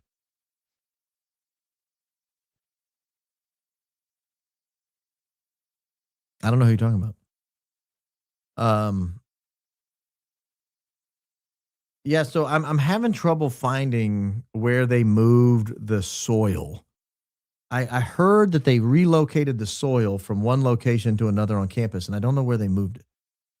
And so the Bomb Dog Fund is on hold. I do intend to go out there before terribly long. But yeah, we do intend to get something out there. This is my first super chat, Baron. Love your show. Christ is king. Christ is king indeed. That's the first time I've ever read your super chat. So we got that in common. On the episode where you review TPUSA's defense of Mikey McCoy, Blake Neff says, my job was not to get in the way and screw this up. Have you covered this? Thoughts, leakage? I did not cover that, but you just did. That's an interesting statement. They changed it to tomorrow now. Changed what to tomorrow? My birthday was yesterday, and my awesome son ordered the Whole Please mug for me. Can't wait for it to arrive. The weekend was wild, to say the least, and infuriating, to say the most. Yeah, weekend was nuts. Hang on a second. Are you talking about the Michigan UConn game? Was changed to tomorrow? No, it's tonight. I don't know what you're talking about changing to tomorrow. I received a 47 TPUSA hat this weekend. Wow. They finally good coming. Did you get the bracelet first? Did you get two gifts for the price of one? Amazing. Vance Kirk 2028 website was searched April 2025. The website was purchased September 12, 26, launched on March 8. Yeah. We covered all that. Baron, your hair looks great. Man to man. What's your secret? Thanks for all you do and appreciate everything you do. Been a huge part of my awakening to the evils that be. Much love. Christ is king. I've got a woman named Courtney who cuts my hair. She's great. I met her at the gym. If you're in town, I'll tell you where she is. That's the only secret. I don't know. There's a little gray around the temples. My hair has not really lost its cover considering what's happened to its color, considering what's happened down here. This is a mess. Still okay up here. Got good coverage. Part falls right. I don't know that I have a secret. It just sort of happened. I was born with it. Maybe it's Maybelline. I told this to Coach, so I'll tell you too. I had a dream Erika sold crack from the back of an ice cream truck for adults. And if someone owed her money, she'd make them disappear. Oh, gosh. I had like 4 good jokes come to my head. I didn't say them. I mean, it's possible she was selling crack. Just no. Our presumptive strike on Iran seems to have done the opposite of its intended effect. Unless a war was the goal, then it totally worked. I believe it worked as intended. Maybe not as we were told it was intended, but as intended. Speaking of EK, Tucker's next most recent episode about demons is mind-blowing. Interviewed a father who talked about his experience with exorcism. Yeah, I listened to that Tucker interview with Father Ripberger, Chad Ripberger. I thought it was more, frankly, and no, this is not a knock on Sean Ryan. I thought it was more interesting than his interview with Sean Ryan because Tucker is so genuinely curious about this issue that it was a really good interview. I thought it was great. He did a good job on Sean Ryan. That's not knocking him at all. It's like a 9 and a 10. He did a great job on both. Opening statement request. Explain legal recourse if FBI is compromised. Special counsel, congressional investigation, JAG court, Supreme Court, tribunals. What, you mean compromise like Dan Bongina finally admits his wife worked at TPUSA? Huh? Bongina? Huh? What did you say? Did I hear you? Did I hear you correctly, Bongina? Your wife works at TPUSA? Are you out of your mind? You didn't immediately recuse yourself from the investigation the moment it happened? Oh, the FBI is involved in an investigation with the death of the founder of TPUSA. Since my wife works there, I should recuse myself. You don't even have to file paperwork. Send an email. Please, no one talk to me about it. I've recused myself. Unbelievable. Unbelievable. If you did not believe our government was completely corrupt from top to bottom, every aspect of it, every single person, Dan Bongina went up there and took the cake, in my opinion. Candace Owens showed the phone recording the footage from the rear. I couldn't help but think the cell phone's portrait view of the original landscape footage was meant to hide Charlie Kirk's left side. Thoughts?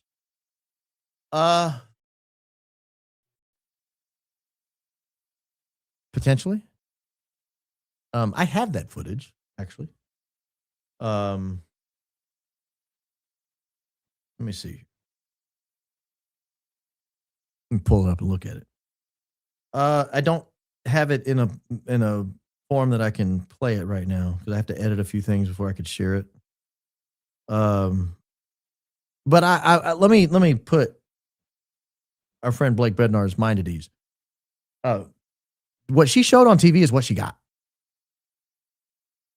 I have it. I said, can I have it? Can I just have it the form you got it in? She said, sure, here. I mean, I have it in the exact form she got it in. The jumping back and forth, that wasn't her. That wasn't her. That was him. All she did was record it. Now, there's an extended conversation that takes place afterwards, and I wouldn't air that. But it's just him talking about it. But the footage isn't exactly what she showed on TV is what she had on her phone. If you're upset with the fact that it skipped around and went back forward, that's not on her. That's on him. Maybe I'll show that one day this week. Just so you know. But yeah, it's possible that he was intent because what he did was he had it looked like on a computer monitor or something, and he was like showing only portions of it at a time. So it's possible that he was intentionally hiding parts.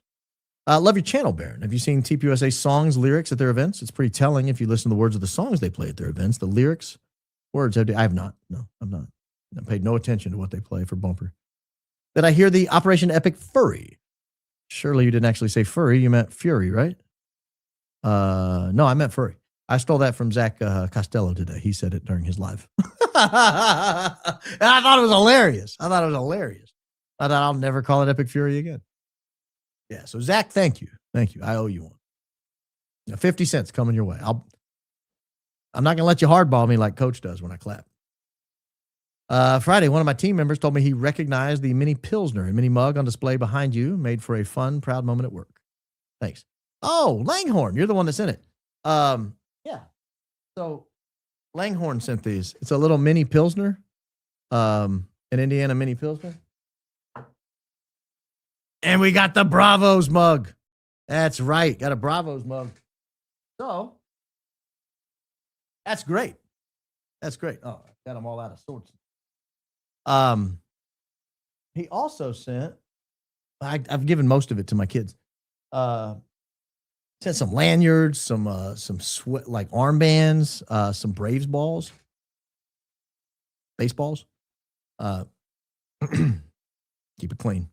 But yeah, a lot of fun stuff. Langhorn, great commenter. Better gift giver. Better gift giver. Thank you, Langhorn. I appreciate that. Very kind of you. Her holding necklace, adversary's head in victory. I am more convinced as I sit here now than I was when I did the necklace show that the necklace had something. I don't want to go into all of it right now because it's a work in progress, but I'm more convinced as I sit here now that the necklace is on the right track. That's not to discount the great work done by people like John Bray. That's not to discount the great work done by other people. It's a team effort, but there's something to the necklace. There's something to the fact that they all freaked out about where's the necklace, where's the necklace, where's the necklace. I'm more convinced now than I was then. And that was just like 4 days ago. My high-Q outfit top is in route top. You must be a woman. No man calls a shirt a top. Hoping it helps spark a convo with the great single Catholic guy while out and about. Well, Christ is king. Christ is king indeed. I ought to have a single and ready to mingle shirt with the logo, and that way you can know other people who are fans, also single, also ready to mingle. I don't know about that. Love the show, Baron. You keep an Irish woman up to date on all goings on stateside. God bless you. Christ is king. Yeah, we're doing our best out here in Ireland. Huge in Ireland. Big in the Emerald Isle. Voted for BHO the first time. Such an eloquent speaker with a teleprompter. Without it, he stumbled and stuttered. The lies that followed proved the act it truly was. He and Big Mike hate America. Well, hard to argue with facts. You got a haircut. It looks great. I did get a haircut. It was out of control. I walked in and my poor barber was like, what is going on up there? So I let her have at it. Said, I don't want to tell you. I didn't tell her what to do either. I said, just do something. My sweet bearded dragon Puffy was diagnosed with stomach cancer on Saturday, crying every day. Please send good vibes. I believe this is the first time I've ever been asked to intervene for a dragon. But I will comply. Good vibes headed your way. Kelly Sagansky. I didn't know dragons could get stomach cancer. Learn new things every day. Happy Easter blessing, Baron. Happy Easter, Baron. Blessing to you from Brian and... What is that? I don't think it's a blood drop. What is it? Duly noted, Brian and Red Smudge. Oh, Rose. Your name's Rose. I bet it's a Rose. Thank you, Rose. Thank you. Tomorrow's April 7th. 47. Whatever he does will be a hero in his mind, and the date will always be 47. He's lost it. Biggest ego ever. Sick. I didn't think about the 47 connection. Sir, your show is a bright light, and I'm so happy for your kindness, morals, and knowledge. Just ordered Rome Sweet Home. So excited for my journey to become a Catholic. Thank you for being you with love from Maria in Sweden. Blessing to all your family. Sweden, are you Lutheran? Is that in Sweden full of Lutherans? I don't know, all Nordic people, Lutherans in heart. I don't know why either. Like, what? How did it take root up there so well? But let me know how you think. Let me know what you think of the book. I'm interested. And thank you for that very generous donation of SEC dollars. Big problem is the same entities that want to destroy Western civilization and culture also own and manipulate the voting machines. Yes, that is correct. In fact, I think the reason Trump won the first time was because they underestimated how much they needed to cheat. I think a true fair election would be a remarkable thing in this country. If we went back to paper ballots, had to show ID, it'd be wild. People would be like, why is the other side not competitive? What happened? I thought it was a 50-50 country. No, it's a 70-30 country. It's not even close. Not even close. You know it's bad when we have to cheat just to keep up with their cheating. For a backbeat country lawyer with a curious mind, I hope TR's team follows what you and Candace are bringing to light. I'm truly humbled to be part of the high IQ outfit. Christ is the risen king. Yeah, I've got some more stuff this week to cover. Some more interesting stories we're working on that I worked on over the weekend a little bit. And it should be a really fun week, a really illuminating week. This should be a big week advancing what's going on out there. You're right. It was meant to be a chest shot. Imagine the visuals of blood on the word freedom in D white shirt. Charlie always wore black except that day. I'll give you that. I tend to believe that right now. By the way, you and Candace Owens look stunning as the new leaders of TPUSA per fleet. Yes. Candace also looks stunning at her Easter gathering. My invitation got lost in the mail. I saw Theo Vaughn was there. I saw Brett Cooper was there. Your humble host was not there. No. Don't get me wrong. I'm not laying on a guilt trip. I'm just acknowledging reality. I'm acknowledging reality. Just telling you I know things. I'm just kidding. I hope they had a wonderful time. They all look great. Brandy and Billy update. They seem to be MIA. I don't have one. I haven't talked to either one of them in quite a while. I don't know if they've just been busy at work or what's going on. I saw Brandy was doing a podcast with, who does she do a podcast with? Did a podcast with someone else recently. So maybe they're branching out and doing some more solo stuff. I don't know. Check in with them. I think their email address is available. Gen X in SoCal. We were waiting in line not vote for Obama when it was announced Obama won the election and lost all confidence in the system. Go Max. Yeah, that's kind of the danger when they start rolling out results as soon as the polls close. I was 21. In fact, 12. Oh, I was 21 and 12. Fact. Nobody knew what mattered to college kids at the time. More liberal-minded at that phase. Economics above heads until impact. Yeah, until you make any real money, no one really cares about taxes because you don't pay them. Did you see Fakit's short on the Music at TPUSA event? I don't think it was a coincidence. Christ, I did not. I don't even know who that is. And I'm sure it's great, but I don't know. Baron, thank you for all you do. God bless. God bless you. Thank you. Say it again. B, grab him by the hootenanny. Yeah, it's a hootenanny. What can I say? A lot going on. Always a good time at a hootenanny. Hey, Baron, in all honesty, do you think Trump knew prior CK would be taken out on that day and time? I voted for him, but regret it now. Disappointment. Yes. No. It's a coin flip for me. I don't know whether Trump had to be involved. I would think he's the president of the United States. You're taking out a purported friend of his, certainly a friend of the family, or at least a guy who thought he was a friend of your family. You would think he would need to be involved if there was a plot to take an American citizen out on American soil, but as we're learning, maybe not. Maybe not. To quote number 47, they don't know what the poop they're doing. They don't know what they're doing. That was his quote about our greatest ally. Good sir. There are some of us that are veterans of the great meme war of 2016. Pepe the Frog and meme magic won the election for Trump. I, your humble host, am a veteran. I've got the battle scars, Boise Jet guy, to prove it. I've got more than that to prove it. I won't prove it right now, but I could. I carry the meme war with me everywhere. I'm a veteran. I've got PTSD. Nah, I'm not going to prove it right.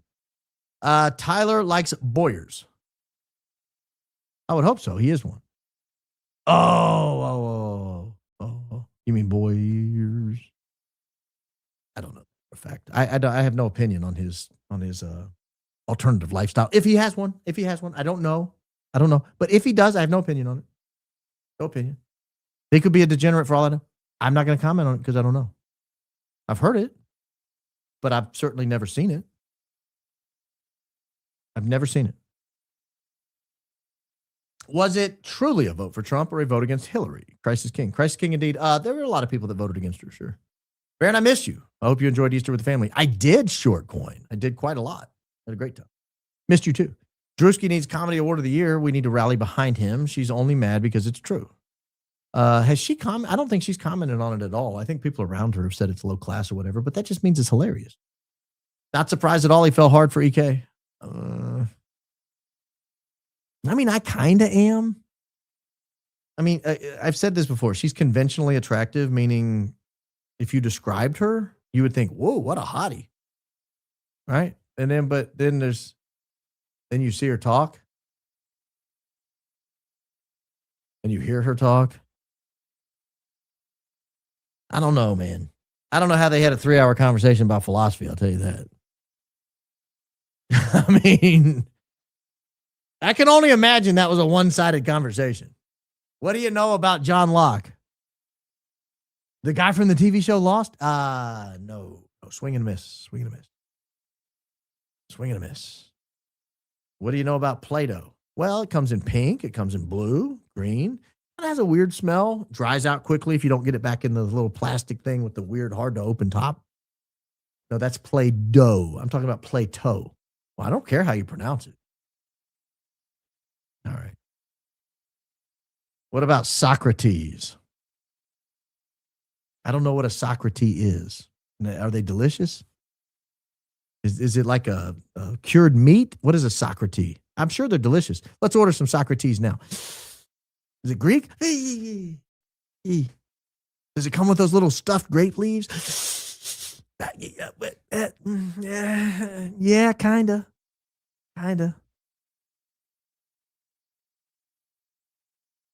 I mean, I don't know what he saw in her. If CK's necklace was part of the cause and effect of CK's demise, that means EK was not an accomplice, but actually involved, as she encouraged CK to wear a necklace. I got a couple of problems with the necklace theory. I'll admit the limitations. And again, I do favor theories over others, but I don't like subscribe to anyone. I'm not one of those people you'll ever hear me say, this is what happened. We figured it out. We solved the case. We got it. This is a regular listener, obviously not listening. Unbelievable. I'm on the air, comma, good sir, period. Obviously not listening to the program.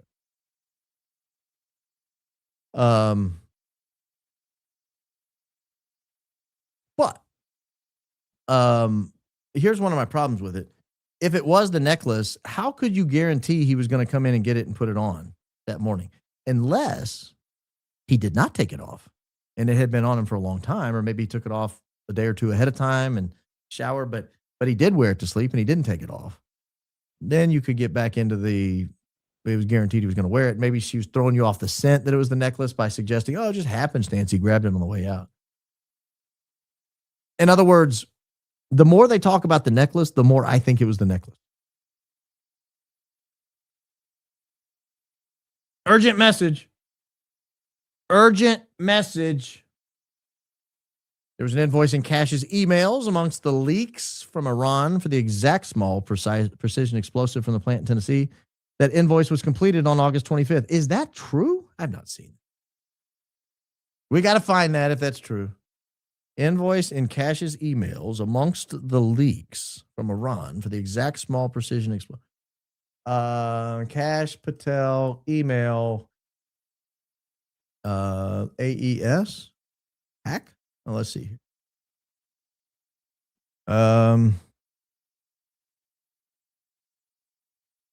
I don't see it there. So accurate energetic system? Accurate energetic system. Did anybody put the content of the emails up where it can be searched, like on the web, IO? I'll look more into this after the show. I don't want to waste a bunch of show time on it. Baron. Go Max. Crisis King, following from Portugal. Crisis King, indeed. Back when I was a degenerate alcoholic, I used to love port wine. I loved it. In fact, if I went to a restaurant, I would love a little port wine at the end. It's a dessert wine.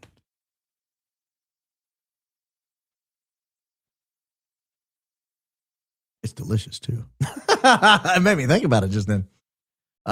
This is incredibly informative. Thank you so much. This is an amazing episode. Well, thank you. Amazing episode. Thank you. I appreciate that. Massive, like a 2-bedroom apartment. I've been aboard the capsule. I can assure you that it is cramped for 4 people. Wide angle lens effect.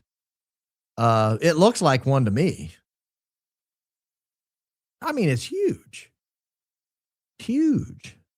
I notice you're not still aboard the capsule, so obviously you're not one of those 4 people in low Earth orbit faking the fact that they're going around the moon. But Barrett, if she says she was there because they might hire her, the fix was already in and CK didn't know it. T. Boyer arranged it.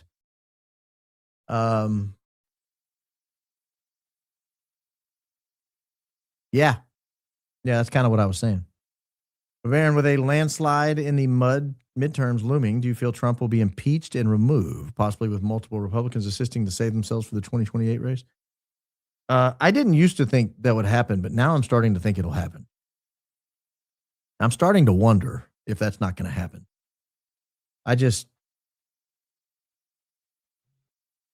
I'd vote to impeach him just for lying, saying you weren't going to start World War III, and then look what you did. No new wars in the Middle East, except the one I start.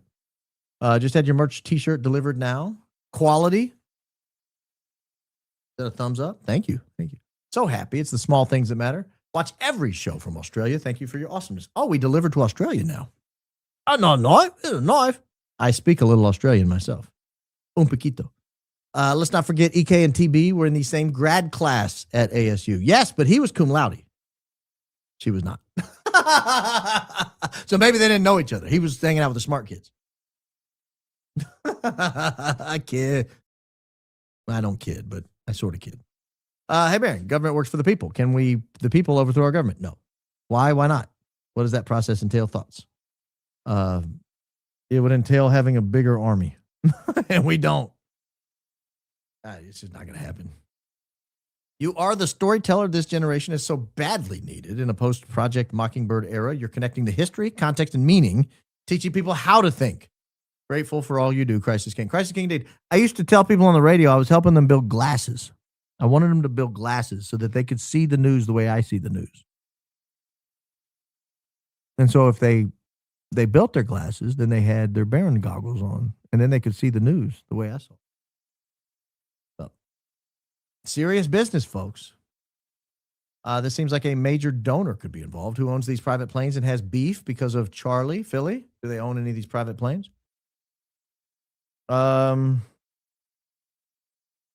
Maybe. It's hard to tell some of the planes who owns them. They're registered in Delaware. Should I name the name? I'm thinking of one in particular I can't find the owner on. I'm not going to say it. But there's one plane in particular they fly on, and it's nearly impossible to find the owner. Almost every corporation, you can kind of figure out who the owner is. Not this one. Not this one. Amber Heard 2.0. Girl can't keep her lies straight. Baron, love the show. I've always loved talk radio. Nice to have a show online that resembles that, especially during supers and member shows. Keep it up, Crisis King. Yeah, this is so much better. I used to take a ton of phone calls when I did talk radio. And some of the callers were very good and became like a recurring part of the program. We had a caller named Randall. He was one of my earliest callers. I loved Randall. Randall became a friend. And I still talk to Randall occasionally from time to time. Or text. I don't talk on the phone much. But Randall is a great human being and a great guy and became an integral part of the program. Everybody looked forward to hearing from Randall. And there were a lot of callers like that, but there were also a lot of trash callers that ruined the show that thought the show was about them. And it was hard to differentiate the two. Like, it was hard to know how to kind of treat them differently. With the comments, it's beautiful. Just pull them up, read them, go down, boop, boop, boop, boop, boop, boop. You're limited to 280 characters. Great. Crisis King, indeed. I don't know if I said that.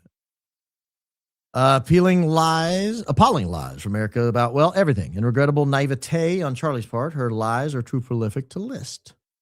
Yeah. Bill's Boygas. That's right. That's where they met, see. Bill's Boygas. That's down there from 33rd Street. Just down the road from 33rd Street. Now, you know the place.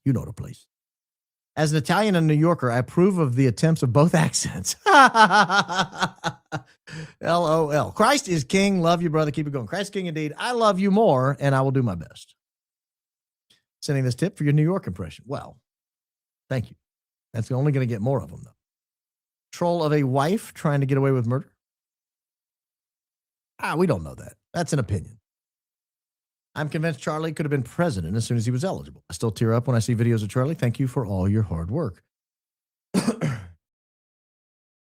Just know that before you can become president or vice president, you have to be pretty willing to do just about anything. Like, they don't let the good guys through. Our current president said he doesn't know if he doesn't think he's going to heaven. Like, that's the moral situation you find yourself in to get there. Yeah, heaven, I don't think it's for me. It's for me. What do you need, Lord? Here I am. Send me. But Baron, we always have paid personal income tax in Arizona. Crisis King. Crisis King, indeed. I didn't know that. I thought that was an income tax-free state. I learn something new every day. Baron, really liked the freestyle opening statement. I was praying a few mornings ago, and I said, I love you, Jesus, before I could think my next words. I heard it clearly in my mind, and I love you. Oh, wow. It was amazing. Christ is King. Christ is King indeed. It's amazing when people have those miraculous messages that just, they don't come from anywhere else. And you're like, what? Huh? It's a cool moment. I've only had it a couple of times in my life. And I'm glad you got to experience that. I thought that occurred to me this weekend. If Erika cares so much about children being exploited, why hasn't she said anything about the prosecution for the Einstein files? That's a great question. I think we all know the answer, but we're all prohibited by YouTube policies from saying it out loud. Just watched the show from 6 months ago. You focused on Lanyard Boy and Red Shirt Pointer. Any recent developments off the radar? Jesus loves you, and so do I. No, Lanyard Boy is Charles McClintock Wilson. We figured that out after the show. And I have since talked to him quite a bit. I don't remember Red Shirt Pointer. But I'll have to go back and watch that. Do you think Kamala's entire campaign might have been a setup to ensure Trump would be seen as the savior of our country and ultimately win in 24? Maybe to everyone but her. I don't think she's smart enough to think that far ahead. I bet Tyler B and CK had a mutual friend that introduced them. Nobody else would have known this. It'd be interesting to know who they both knew early on. Cabot Phillips? I don't know that, but maybe. Baron, I watch you every day, but this is my favorite my first live. Woo! Keep going, Max. Christ is King, and he loves you. Christ is King and loves you too, Amber. Charlie Kirk stated that he was a VGen when he got married. EK applied for the job at 27. CK was ready, or maybe just time excels, baby. Yeah, that's what she said to her boyfriend in the audition video. Excels, baby. Yeah, maybe. I don't know. What EK was really saying to this man who I was charged with making my future husband was in Israel. So I went there to find him, bump into him, make it look like I was not an op. Semantics. Yeah, that's kind of how I took it. That's kind of how I took it. You know, I really doubted the airline time for quite a while. That maybe she just made up the whole airline. I saw him in the ticket line. And if you look at their flight times, it would make sense that they would not have seen each other at the airport. I leave open the possibility that Charlie must have arrived to the airport like 10 hours before his flight. Maybe. But if you look at the raw flight times, what time her flight left and what time his flight left, they should not have been in the airport at the same time. So I don't know about all this spotted him at the ticket line business. I wonder if she left our greatest ally same time Charlie left. Oh, that's interesting because no. The answer is no. They did not. She left, I think 8 hours or 10 hours before he did. I can't remember which. But again, maybe Charlie and Candace got to the airport very early. I don't know. What is your favorite quote from Seinfeld that you use on a regular basis in your life? There's so many delicate geniuses in this whole story. Christ is King. Christ is King indeed. I don't know which one I use the most. I think my favorite line is I heard pastrami is the most sensual of the salted and cured meats. I say that a lot, believe it or not. Welcome back. Did I hear you say epic furry at the beginning? Yes. I rolled. Yes. Edge. What I said. I stole it, but I said it. Did you have a news outlet you suggest? I do watch our local news, and I will admit sometimes I still watch Fox. I bet you I haven't watched Fox for more than 2 hours total in 5 years. Not since they fired Tucker, whatever that was. And before that, I only watched his Tucker show. I didn't watch anything else. News outlet. I'm not sure there is a news outlet right now that I trust or would recommend. I really wish you would do an end-up video about why you don't believe in moon landings. I will. I mean, other people have done it, but I'll do it. I guess I can condense it, my version. I'll do it because I feel like I can do it pretty quick. In 1992 interview with Bill Cooper, he had predicted things that have come to pass and spoke of a CIA air gun that shoots shellfish toxin. Made me wonder your opinion on why Charlie's face swelled.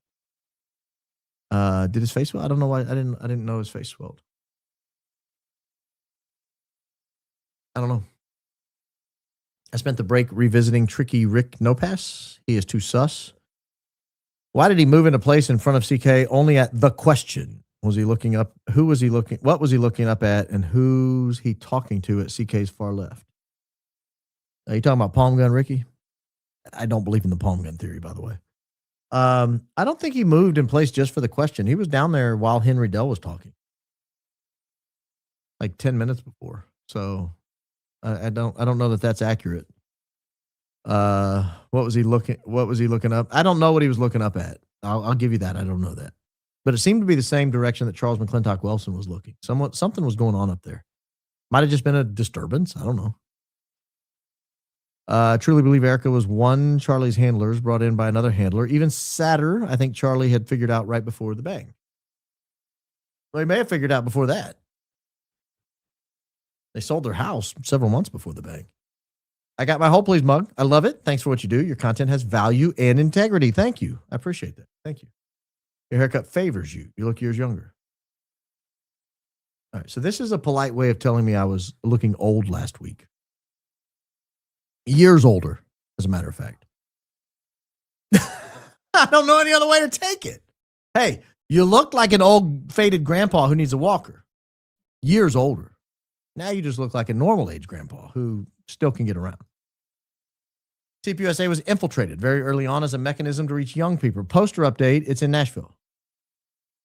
Oh, good. I need to check that out. I'll head to the P.O. box probably by the end of the week, maybe before then. But I agree with that first sentence. What year did Erika say she locked herself in a room to absorb everything from the Bible had to offer? Maybe cramming for the real job, faith, and husband? I think that was 2008, which would have been 10 years before they met. So, yeah, maybe. You grumblers are cracking me up over there. I pay attention to what you guys talk about. That last comment made me laugh. I don't live in New York, but close enough to be insulted by your impersonation. Hope you had a nice Easter. Jesus is risen. King of Kings, Lord of Lords, Prince of Peace. Boy, can we use peace right now. We sure can use peace right now, Adriana. I think you talk the same way in New Jersey. New Jersey. I've always wondered how Candace met Charlie. Was it purely organic or was it orchestrated? I don't know that I've ever asked her. I should ask her that. Good call. Baron, you were the absolute best. Your New York accent is hilarious. A variation of your Mark Levin. Only been a few days, but it's great to have back on. Yeah, I felt like I was off the air for like a month. When I was opening the show, I was like, what do I do? What how do I get going? How do I get this? Is this thing on? Hello. It was close. But thank you. Yeah, thank you. Could CK have been terminally ill and this was a way out that would set his fam up? Would motivate everyone to keep quiet? Would be why he knew something was coming. I don't think so. He had enough resources that if he was terminally ill, he would fight. I would think he would fight it to the end. I mean, Steve Jobs did. Hi, Baron. First time super chat. Just showing my support for this high IQ outfit. Thank you so much for diligence and efforts. Crisis King indeed, according to Rhea. Thank you for that generosity. Someone should ask EK a public Aristotle question. Oh, that'd be a good one.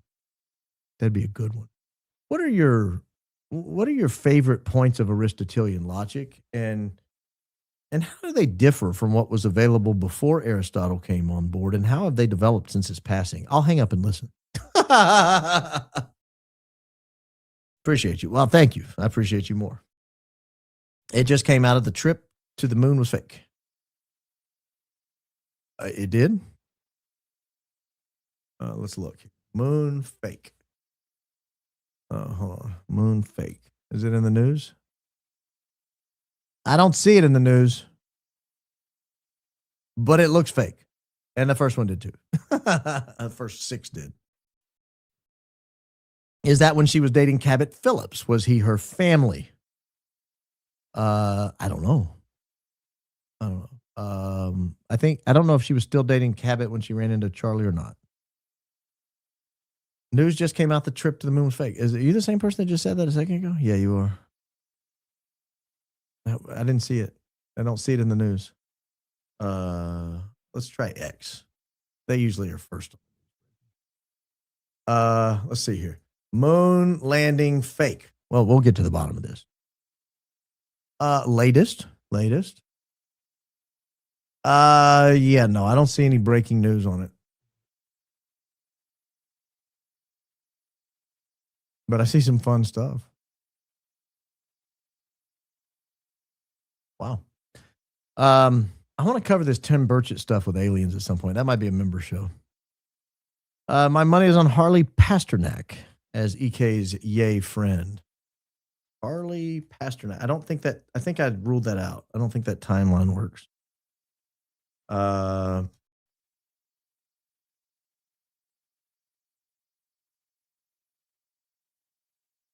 But could be. But I don't think that was the one. Thank you for calling Honeypot Hotline. This is Erica. How may I help you? Now, wait, that's your opinion. The narrative being pushed, Charlie wasn't close to Candace, is garbage. I've watched hours of them together. A blind man could see how he felt. If they weren't close, I just don't see that his text the night before would be, I'm going to invite Candace to Amfest. Like, why go to her if they're not close? He goes to her because they're close. Finally got all the RBP merch. Funnily enough, it was delivered Easter morning. Well, I had the Easter bunny doing deliveries. That's why. Love it all. My only gripe is no hoodie string, but not a deal breaker. Prices are great. Quality's amazing. Fits great. Oh, thank you. Yeah, I noticed that myself, but I don't know that I ever use my strings. They just bother me when they're not the same length. So Candace said after Charlie's muck duck that looking back, she pinpointed the Yay tweet 2018 as when the powers that be sent in people to break them up as a team. She pondered how naive they were. Yes. All these TPUSA weirdos and Trump sycophants are behaving like they have promised a spot in a post-apocalyptic lizard underworld. Count me out. I don't want to be in an underworld of post-apocalyptic lizards. CO mentioned her relationship with Charlie changed when he lied to her in an elevator about meeting with someone. How does that fit into all this? I remember that. I'll have to go back and look at that date. Let me see this. I'll make a note here. Date, Charlie lied to Candace. That might have been, I'll look that up after the show. That might have been after the Erika got involved. I think it did. I think it was. Bet we're going to see Yay on with Candace again. PDQ. Theo too soon. Theo soon too. P.S. You're the coolest, B. Thanks to you and the team for all you do. Christ is forever king. Indeed. That'd be interesting to see Yay on there. I don't know where he is right now. Barry Sotero promised on live radio interview to shut down coal mines and bankrupt coal-fired power plants. I begged family friends not to vote for him. Marxist-run union told miners vote for him. Voted themselves out of a job. Happens. Who was the selling agent on the transaction? Not Erika. Jerry. I did look that up. There were different ones on different transactions. Some of them had dual agent relationships, which is weird enough. Not every state permits that. Hey, Baron, love the show. Keep at it. Hope you had a happy Easter. I did. Had a wonderful Easter. Will you consider taking our Black Queen spot around 4 p.m. Central since she's off this week? Much thanks to South Texas. Congrats to Joel and Whitney. Yeah, congrats to Joel and Whitney for whatever happened. I don't know if I can get ready to do a 4 o'clock show. 5 o'clock was a hustle to get in today before 5. I'll think about it. I don't know. She hadn't been going at 4 very much. She's been going closer to 5:30 a lot of days. Candace, if you're listening, 4 o'clock misses you. Please keep Amanda in your prayers. Will do. Amanda, praying for Amanda. Baron, Erika sold one New York condo with Corcoran. It had a broker ID that is the same broker ID as an old home in Arizona. Both sold within 2 months of each other. How? That's interesting. Is she using a... Daisy, are you watching? Can you look that up? I'm going to take a picture of that. Thank you for sharing that. Was CK's signature on both address change forms? Not on the first one, but it was not a signature on the second one. It wasn't a wet signature. His wet signature was on the first form that opened or that filed in 2021. The 2023 one, it was done by some agent.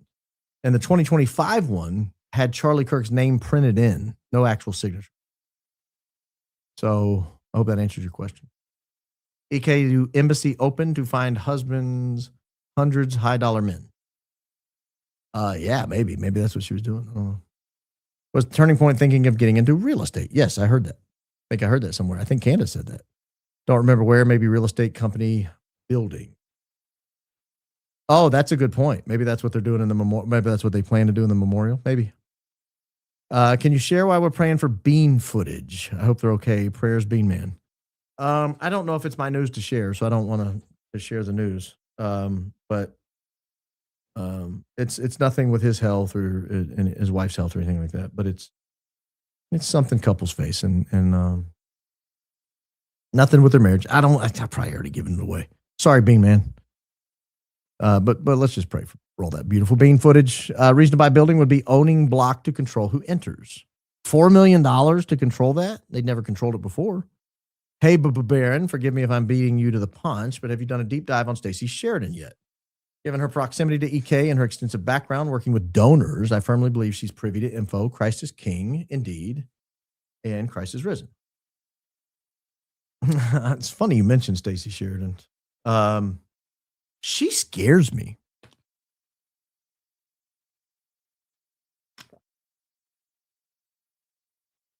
Let me say this. I'm talking to a buddy of mine over the weekend. I mentioned Stacey Sheridan. He goes, "Who's that?" I was like, she's the one that's always around Charlie Kirk. He goes, "Oh, that really old woman with short hair?" And I said, "Hey, bud, I'm a year older than she is." He's like, "Oh, I didn't mean it that way." Sorry.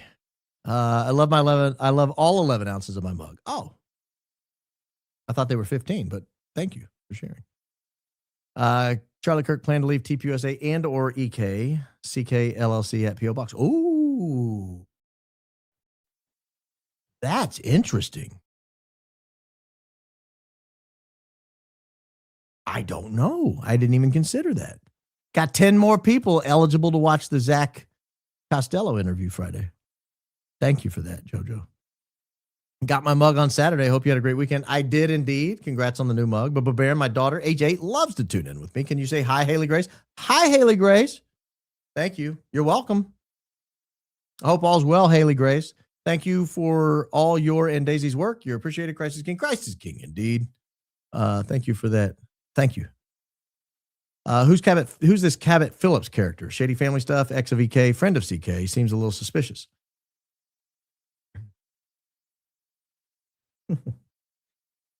Oh, I shouldn't say this out loud. I'm not going to.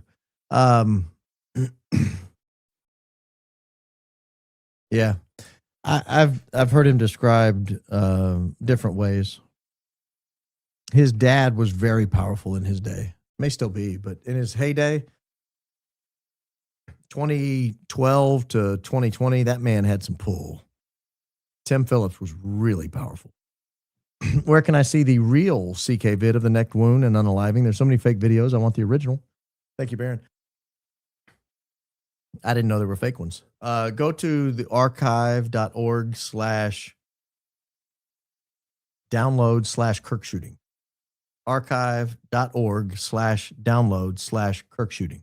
/download/Kirk shooting. There's plenty of them. Joe Rogan was becoming Theo's handler real time. I don't think Joe Rogan's a handler. He's too powerful. But Barone, nonprofits do charitable work, correct? I mean, in theory, who are the people receiving charity from TPUSA? They spend money on themselves a lot. It's a great question. It's a great question. Yeah, in theory they do, but about 25% of their money went to flying on airplanes and travel. Another 25% went to paying themselves salaries. That's half. Another 25% just was blown on their pet projects. Very little actually went to help anybody. A small percentage. Roll that beautiful bean footage. We were just talking about you. Were your ears burning, sir? That's a Southernism. You Yankees wouldn't understand. Am I still the only one not getting notifications for the show or what? Completely missed everything. I don't know, but that's unacceptable. Glad you showed up.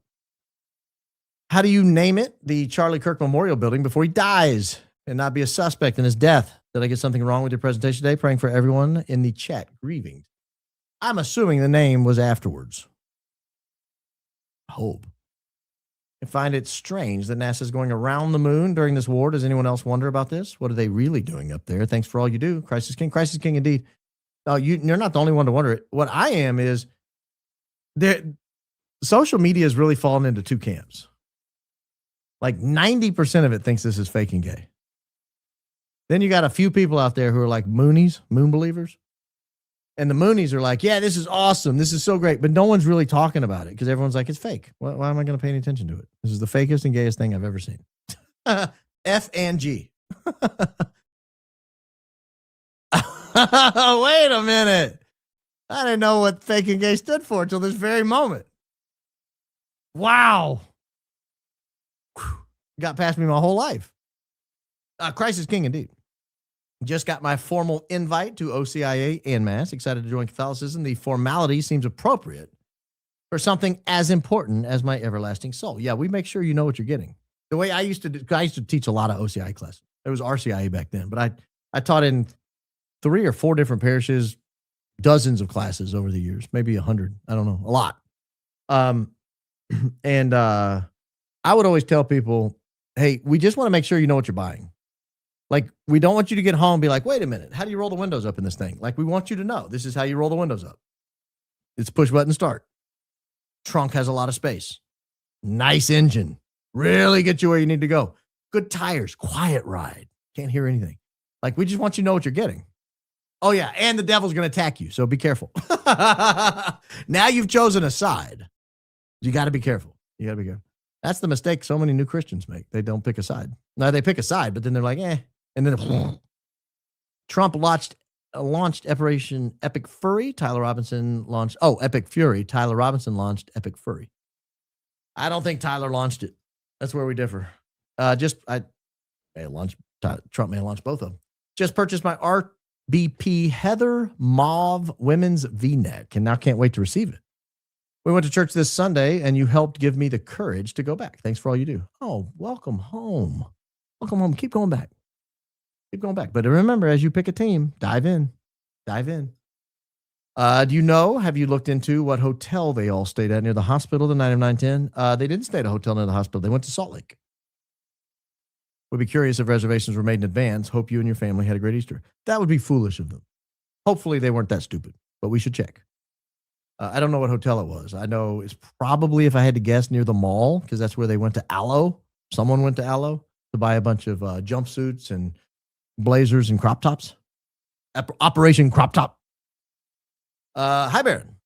Postal worker here. Address changed back to UPS store to keep business mail separate from public sympathy donation gifts. They plotted before Big Bang, knowing CK would get high volume of mail to Beverly address. Wow. That never even crossed my mind. Why wouldn't they just wait until after the Big Bang? Wow. That actually makes a lot of sense.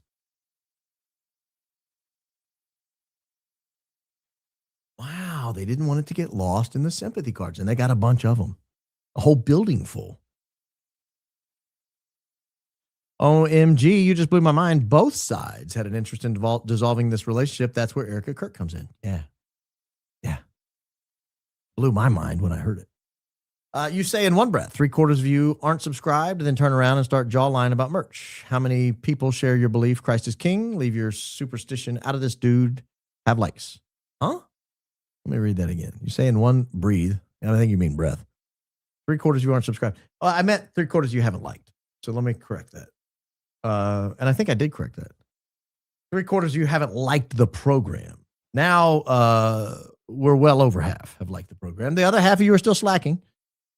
Okay, so that's that one. And start jawline about merch. Well, we just rolled out some new merch. So, of course, I'm going to promote it at some point because people want to know when there's new stuff, particularly things they've been asking for, like the steel cup and the women's V-neck. Those were in the tank. Those were asked for. That's why they're in there. So, of course, I'm going to let people know. And also, people like that RBP logo on the sweatshirt, so we threw that in there. How many people share your belief Christ is King? 3 billion or so on Earth. A lot. Almost half the Earth. I mean, between Christians and Muslims, I mean, we got like 80% of the Earth taken. So, leave your superstition. Yeah, again, you sound like the superstitious one, not me. That's a you thing, not a me thing. The vast majority of the Earth believes in a higher being, a singular higher being, a monotheistic deity. Bye. Is it weird to Winnie the Pooh in your RBP shirt? No. I might have done it.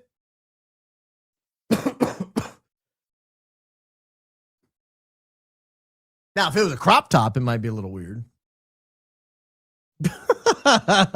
No, it's not weird at all. Disaster baby. That's perfectly normal. Just do it at home. It's weird if you're doing it in public. Not weird at home at all. What is the signature on the filing to change the address of Charlie Kirk LLC? Again, it was a typed out Charlie Kirk, so we have no idea who did it. Literally anybody could have logged in and done it and just typed his name. I think if I'm the defense, I want to subpoena who did it and then talk to that person about why. Thoughts on the Shroud of Turin? Jeremiah Johnson was on the Sean Ryan show with some pretty compelling evidence. I'm a believer, a total believer in the Shroud of Turin. Total believer. That is the burial cloth of Christ. You will not convince me otherwise. There's no other explanation for it. And don't hit me with it was the Middle Ages. No, it wasn't the Middle Ages.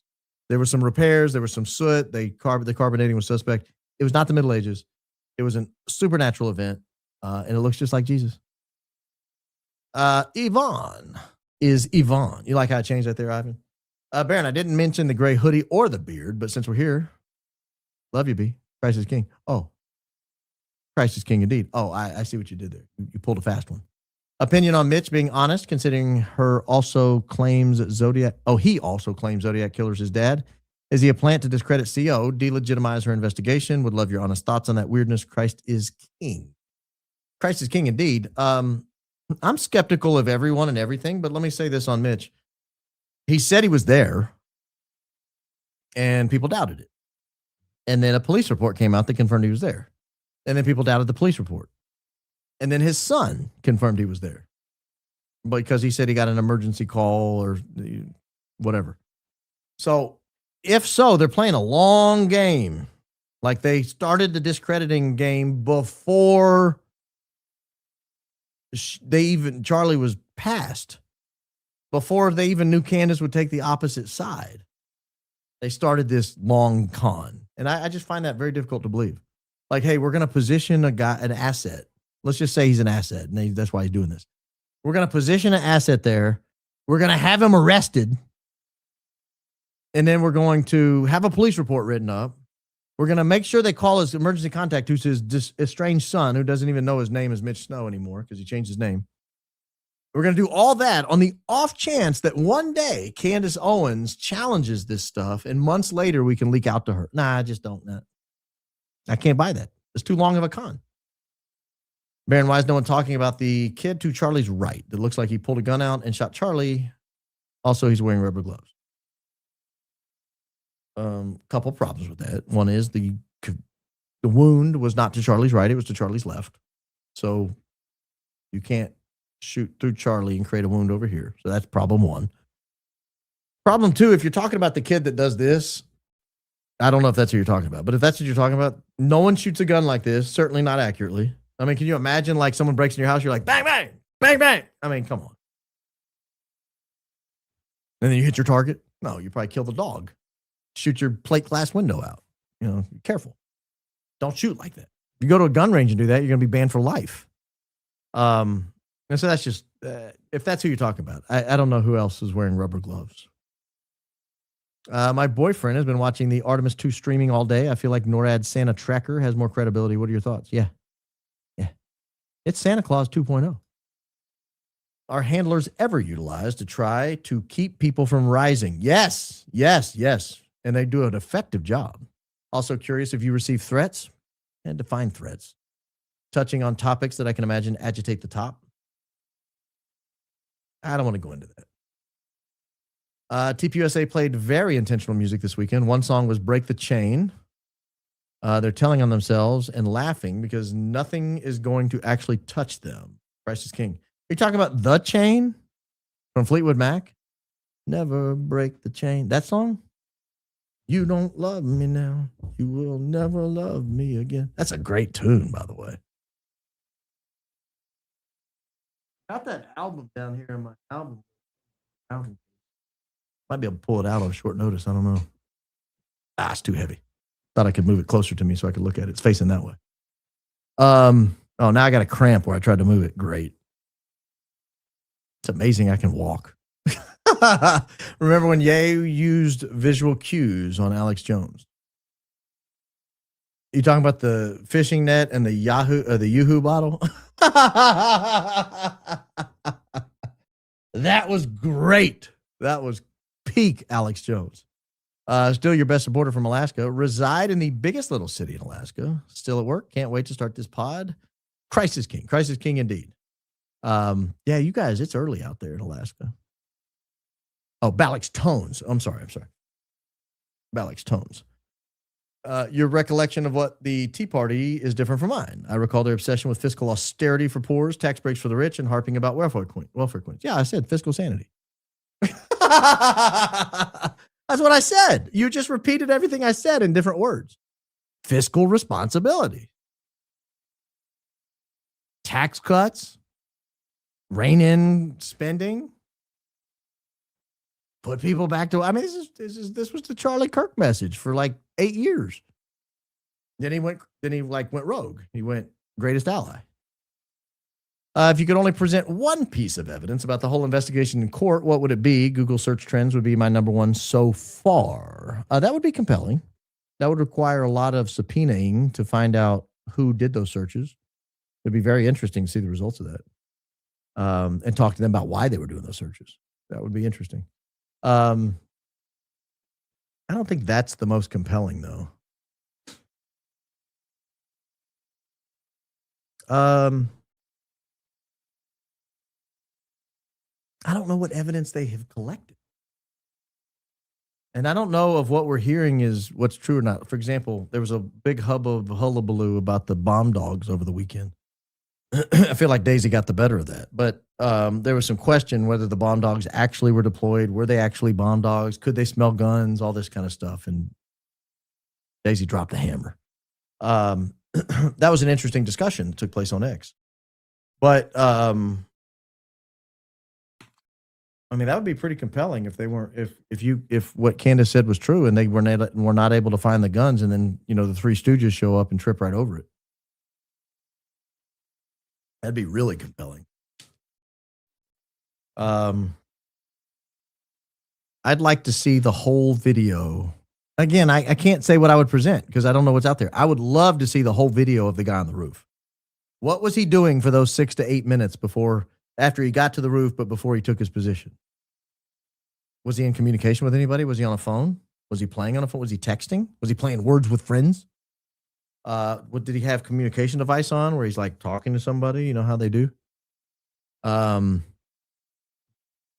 he appear to be listening to? I mean, I don't know. Like, I would love to see that footage. What was he doing? I'd love to see the footage from the girl position in Charlie's front left. That looked like a super high quality camera that was probably filming at a minimum of 4K. And with all that bright sunshine, she could have filmed at a very, very good rate. I'd love to see that footage in ultra slow-mo. I think that would be incredibly telling. You know what? Let me pull this down. There's something I'm not said yet that to me, why I find the necklace so compelling. If you watch the footage, and I can't show it on YouTube because they go bananas anytime you show it. But if you watch the footage in super slow-mo from all the different angles where the shirt goes up and hits him and then comes down, you watch that footage over and over and over. It looks to me like when the shirt comes down, there's a hole in it. Looks like there's a hole in it. If there's a hole in that shirt, he was not shot with a rifle round. Let me repeat myself. If there is a hole in the neck of that shirt, he was not shot with a rifle round. That shirt better be available for evidence. Think about it. The rifle would have connected the neck, and then the shirt allegedly comes up due to, according to the Fed slop, because the necklace pulls it back and the shirt goes all crazy because of neck expansion. That would not put a hole in the shirt. If there's a hole in the shirt, it came from the necklace or the mic, one or the other. Came from one of those two. And I'm telling you, you watch those super slow-mos, it looks like there's a hole in his shirt.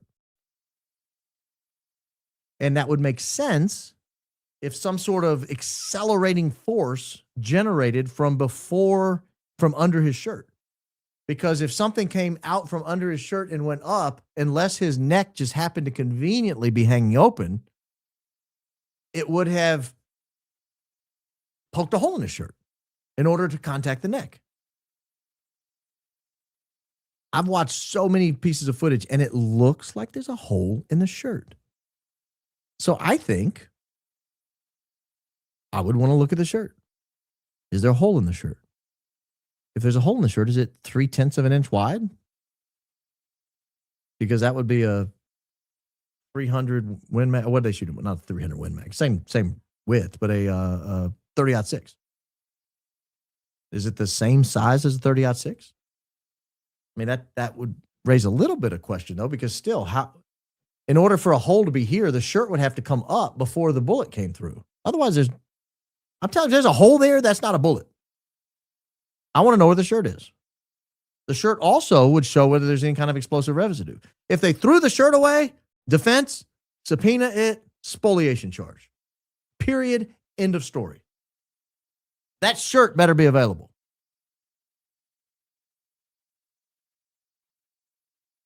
I think you should dismiss the case if there's no shirt available. Just dismiss it. But that camera from the front left defense should be shot in high enough quality to determine whether there's a hole in that shirt. It looks like there's one to me. You guys check it out yourself.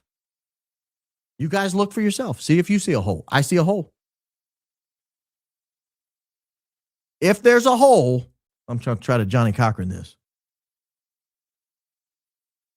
We have a mole. If there's a hole, we have a mole. And it ain't Tyler. That's my one piece of evidence, the shirt. Hola, Baronator. Enjoy watching and learning. You are awesome. I think you meant to have a period there. You're not watching and learning that I'm awesome. You're watching and learning, period. You're awesome. Oh, thank you. You're awesome. Praying for you and fam. Christ is King, indeed. SDG. What's the link for merch? What is SDG? I'll pull up the link for merch while I'm trying to figure that one out. SDG. Sure darn good. I have no idea what SDG. There's your merch link. Yeah, that's what I would that would be my one piece of evidence. I want the shirt. Thoughts on Stu Peters early on to call about CK's mic and security team. Did you see Joe Rogan change the story about when he heard about CK? Yeah, that was weird. That was so weird. I have no idea why he did that. I've got to think he's just lost his mind, at least temporarily. It's one of those things, though. I don't think he's an intentional liar. What does he benefit from lying about that? I think it's one of those things where you just time passes and memories get rusty. That's why it's critical to nail people down on their stories very early. Dan said his wife was responsible for TP bookings. Is she the one who didn't book security for 9/11? I'm higher IQ for watching the show. I don't know. It's a good question. Will you be able to share the evidence, the handler conversation?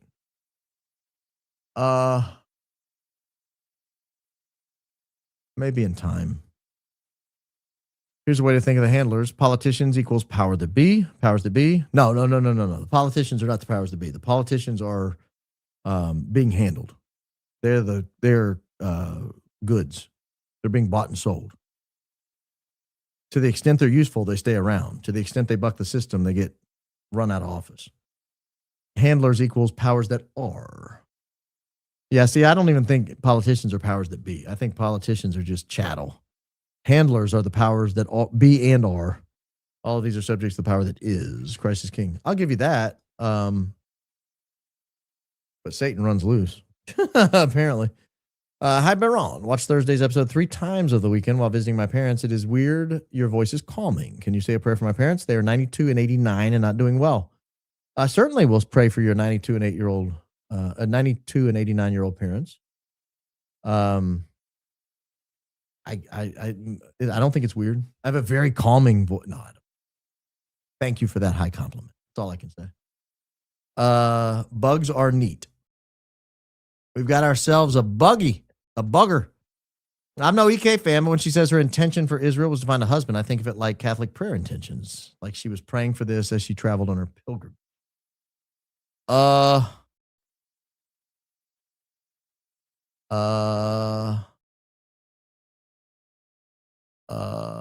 don't know if I buy that. My whole reason for going was to find a husband. That doesn't sound like a prayer intention. That seems like she was advertising. No way. DB wife works at TPUSA. Golly. Well, that's what he said. I'm just taking him at his word. Crazy, if true. This is how Charlie and Tyler met. Tyler was sent to meet Charlie at 1 minute 50 seconds, 52nd in interview. Tyler Boyer and Alex Clark. I tried to send a link, but message would not send. I'll take a picture of that. I need to go back and find that. Thank you. That's interesting. Most Nordics are majority secular Lutheran. That's what I said. Oh, you might be the same person following up. Anti-religious, persecuted minority for devout practicing Christians. Faith viewed stupid, antiquated, naive. Oh. Well. Erica's handler must be fuming right now. She can't keep her trap shut, among other things. Wonder who hers is. Her mom? If that's her mom. Yeah,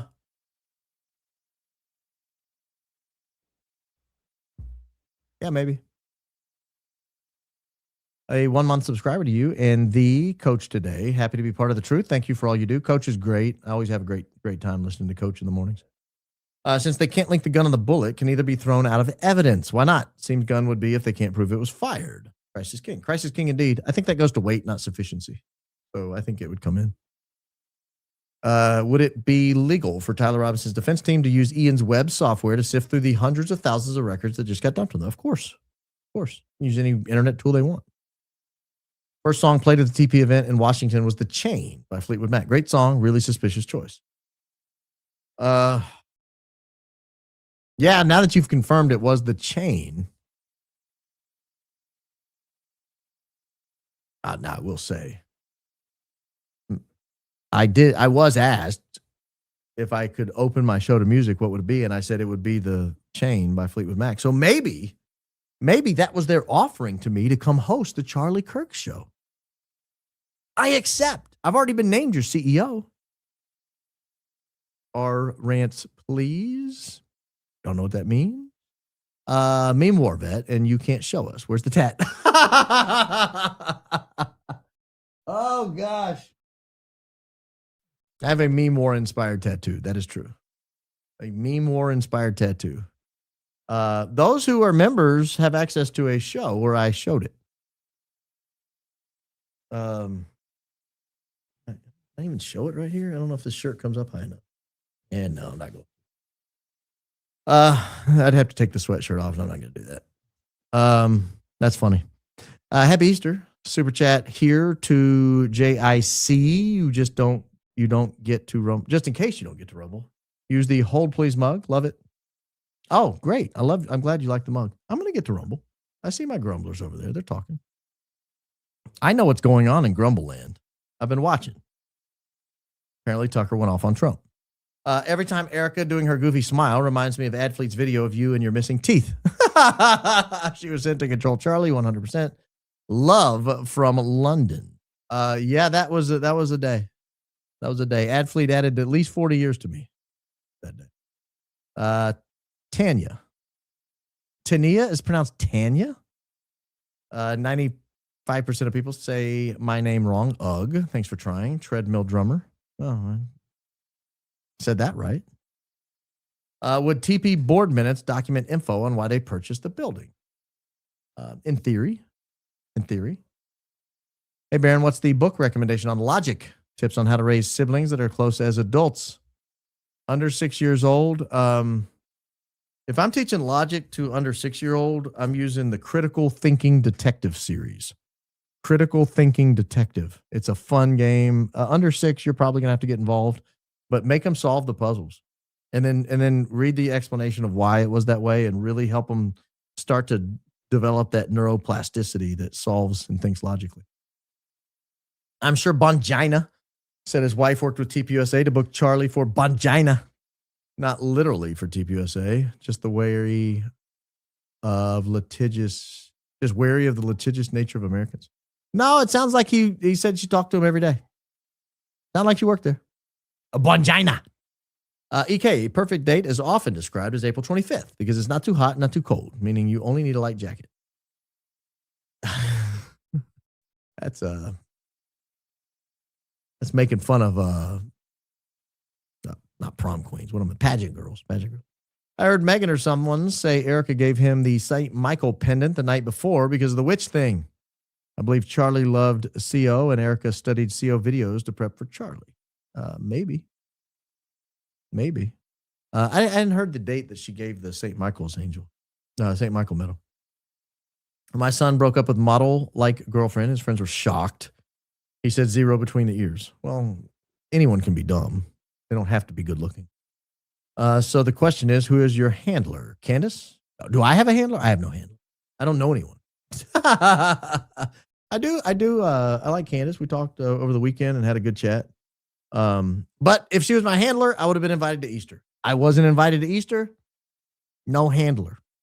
I'm not important enough to have a handler. I'm not important enough to have a. Trump went from hero to zero quicker than a pimp collecting on payday. Well, YouTube not allowing question. I had to go to Rumble Rants. I'll get over there. Found out what Charlie slept on last night on Earth. It was a cot. AK bought him to lay down when in labor with her second child, basically a foldable mattress. She explained it on her podcast about her second birth. But are we confident that's what he slept on? I've not heard anyone say that. I think we've all kind of assumed it. She said it was her daughter's bed. Baron, love your podcast. Have you seen the video with metal piece fly high over the right side of Charlie's head towards the top of the tent? I froze the video. Looks like his silver charm. His charm. Thanks for all you do. Christ is King. Yeah, Ian and I, we did a joint show together once, and we paused that video and looked at that. I'll have to go back and look again. Thank you for that. Jmail.world. Also, did you ever see Trump said Charlie said EK was the best writer he's ever known? Fox News exclusive, 11 minutes 40. I didn't see it. I can't believe Charlie would have said that. I knew you weren't aware of the TPUSA music, but they played The Chain. The Chain. Are you kidding me? These people are evil. Is it because if you don't love me now, you'll never love me again? Don't ever break the chain? Let me look up the. Damn your love, damn your lies. Well, that's. If you don't love me now, you'll never love me again. I can still hear you saying you would never break the chain. I mean, it's possible. It's just also one of the dopest songs ever written, and they wanted to come out to some good music. What is the merch store website? Will there be Go Watch Beaches merch? Not yet. We're working on it. We're working on Go Watch Beaches. We're working on Go Watch Beaches. There you go. There's your merch store site. And let me just throw the ticker on for a minute. How about that? That way I don't have to leave it up. I'll pull that down in a minute because it drives me crazy when it's rolling. I'm a bit offended we weren't invited, Candace. Yes, I know, Candace. We'd have come 22,563 strong. It'd have been amazing. Could have rented out a football stadium. Please review Arizona Senate testimony of how bribes, money laundering are huge in Arizona regarding loans, refi, sales, etc. Video of testimony on Rumble with search term Senate testimony, bribes, real estate, Sinaloa. That's Practicing my Spanish accent, people, not saying anything. Baron, I have a save the world business idea. You, Candace, and Coach should start an exorcism school with Father Chad Ripburger. Train all the high IQ folks to exorcise the demons that have taken over. Probably not going to do that. I'm not knocking your idea, but probably not going to go into the exercising business if I had to avoid it. Elon Musk tweeted saying EM wanted them to remove the Drewski skit. EM. Oh, Elon Musk. Elon said they won't remove. Well, who's EM? One of them to remove the Drewski. Elon said they won't remove it because it's free speech. But EK really wants it taken down? That skit is accurate. I don't think that was a true tweet from her. I don't think she said anything about it. If you go scan her feed, I don't think she said anything about it. Maybe Necklace and other items were electrified and combined to make super job done with small mic explosives that inadvertently hit Necklace, causing it to break and create neck-piercing shrapnel. That's an option. I'm not wedded to any particular theory. I'm open to all, and to the extent mathematics and physics could prove them out, I'm open. I'm not being mean. If we're being honest, Baron and Candace would probably had been assigned handlers at some point. Baron cannot be bought, but I'm sure the power to be assigned them handlers. I mean, unless it's my wife, but I've known her for 28 years. I don't know who would handle me. I don't really commune with anyone else. I mean, I have met a lot of people through the podcasting world in the last 7 months, 8 months, however long this kind of phenomenon has been rolling on. But none of them I've talked to have given me any handler vibes. I mean, if anything, it's more like, hey, like what you're doing, keep it up, or have you considered talking about this, or here's a show idea, or I mean, just common sense, good stuff. No, like, hey, report to me or checking in and asking weird questions. I haven't got any of that. I never get to see lives. I work nights. Holidays are great when I get to see a live. But Baron, tell everyone, hit that like and always go Max. Christ is King. Christ is King indeed. Good reminder to hit the likes, but I think we're getting pretty good likes now. Yeah, we got good likes going. You guys are doing a good job. Now Tyler Robinson defense is saying TR requesting no cameras in the courtroom. Yes, I'm sure it's TR. Right.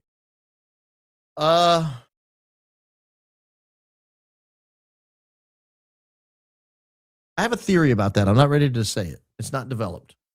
But I've been marinating on why the defense would want to do that. And it might not be as nefarious as we all think. DJ T clarified his October 25 heaven comment at the February 26 National Prayer Breakfast. Only fair to mention that since you bring up the topic so often. You should have told me what it was. I'll be happy to reference it. I'm sober 27 years, committed Christian, curious to know the truth, not hearsay, so I'm halfway through Rome Sweet Home. Love the way you think. Where can I learn more about praying the rosary? Christ is King. Christ is King indeed. It's a cool book called Why Do Catholics Do That? But I don't know if it has the rosary. There's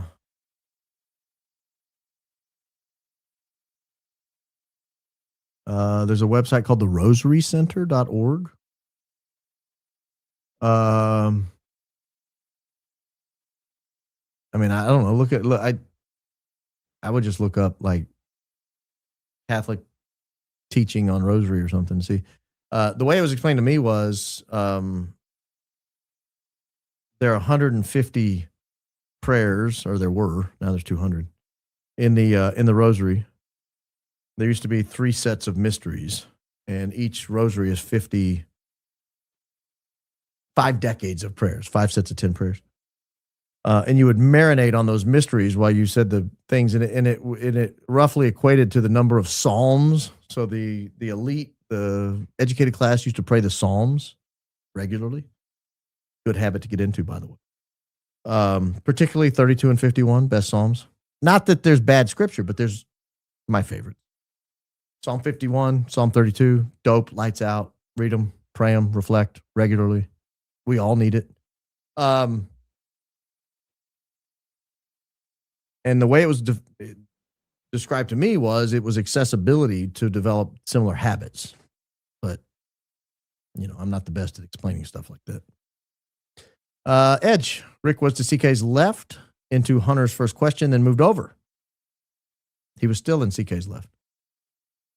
He started there and ended there, that I'm aware of. Allie and Blake both have vids. He wasn't in front. I'm on him like ticks on a porch dog. If you're talking about Rick Cutler, he was there during, I've got the whole footage of the 10 minutes leading up to the Big Bang. I think he was there.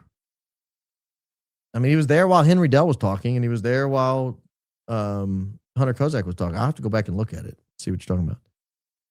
Does Erika know Harley Pasternak? I don't know. Not sure if it's old news, but the Daily Caller received docs from UVU regarding security on 910, heavily redacted. I've not seen that. That'd be good. EK is deep like that, huh? Like a mud-puddled pothole in a Dollar General parking lot. Oh, yeah. Yeah, she can go deep. Baron sent 2 screen grabs to email from Trends. Subject is Trends from CU Guy, Crisis King. Oh, and more things falling from the sky globally. I believe that we've adopted a new email policy. I don't know if you've gone back and watched those old shows, but I may or may not see them. But thank you. I'd rather you use your chat to tell me what you found. With Candace being gone this week, will you change your hours and frequency of Baron podcast? Easter season is 50 days long. Enjoy. Yeah, Easter season lasts until Pentecost on the 50th day. Penta, meaning 50. I don't know what I'm going to do as far as hours and number of shows. I'll have to see how the week goes. I've committed I will not do a show unless it's fully prepared and ready to go. So if there comes a day and we just don't get a show together in time, then I won't go that day. I'm not going to waste your time. Had a pastor on Good Friday say the truth seekers are fake Christians. Talk about what's going on in the world today. Thoughts? I was confused. I don't listen when people tell me people are fake Christians. I kind of adopt Jesus' philosophy that, you kind of take people at their word unless they give you some reason to suggest otherwise. Someone tells you a Christian and then they're going like occult services, feel free to disregard. If someone tells you they're a real Christian and they have a difference of opinion on a crime that was committed, then whatever. That's I'm not discounting that. Fellow Catholic here. First super chat. Thank you for all you do. Going Max. Love you and Candace. Your Play-Doh rant took me out. I'm on board for single T. Yes. Well, it's just how I imagined it went. I meant, did Erika return because to U.S. same time as Charlie? Yeah, that's what I said. She, Candace's plane, I think, took off 8 or 10 hours after Erika's plane. Whether they were all at the airport together, I can't tell you. I can just tell you the times of the flights. That's all I know. From our grumblers, I'll get back to you tubers in a moment. From our grumblers. Fresh cut Baron. Yes, it's very fresh. So fresh and so clean. Fake and gay moonshot. Baron, yes, correct. Baron, first time catching you live. Typically catch you on Spotify. Easily my favorite podcast. Your humor and legal analysis is 100. No doubt you'll solve the who, how, and why. I'm working on it. Crisis King indeed. Who found the casing on the roof and when? They never reported the F-arm was an odd 6 until after finding it. Scanner Audio said they didn't see a casing. I've not seen where they said they found a casing on the roof. I'm trying to think of what you're talking about. The scanner said they found no casing on the roof. The probable cause affidavit said they found a fired casing in the weapon. I don't know what you're talking about. I've not heard anyone say it was on the roof. Happy Easter, Baron. Drank from the Hold Please mug this weekend. Wow. You have a higher IQ than you did before the weekend. Last episode, splice in not what you think. I know not. No, but no. 95% have Fleet do stretch for AI from 108. I can't tell you now how P. DuPont ties in Philly and Egypt. Mikey is innocent theory. Can't wait. Something you. Don't know what any of that means. Sorry. EK probably laid out his clothes with a necklace. She was the perfect wife and the perfect marriage after all. What a lucky guy. Insert sarcasm. Yeah, I did. Mike was weapon, but was touching the necklace and caused a malfunction. May have even electrocuted a bit because of hands or vice versa. Christ is risen. We are saved. That's a theory that the exploding microphone came over. I should get the mic out so I can show you instead of just doing this. But that's a theory that the microphone came over and snapped the necklace. I don't know that I subscribe to it, but it's out there. My friend who is 30 years into his military career mentioned that he was in a secure location when he was told Iran bombed themselves and blamed Trump for it. Worth looking into further. No. I mean, maybe they did, but what are you going to look into? Wait for the. I don't know. Thanks, man, for all you do. I believe the priest came over to bless the necklace medals that EK gave him, and Charlie would have put on immediately. Christ is king. Indeed, he is risen. Maybe. Thanks, Baron, for all you do. I believe the priest came over. Wait, I just read that. I agree. I agree the priest coming over was weird. I think it was weird. I think DJT will be the 25th. Well, his Twitter feed will support it. Any chance CK's unrequited love was CO? I don't think they were in love. I don't think it was that kind of a friendship.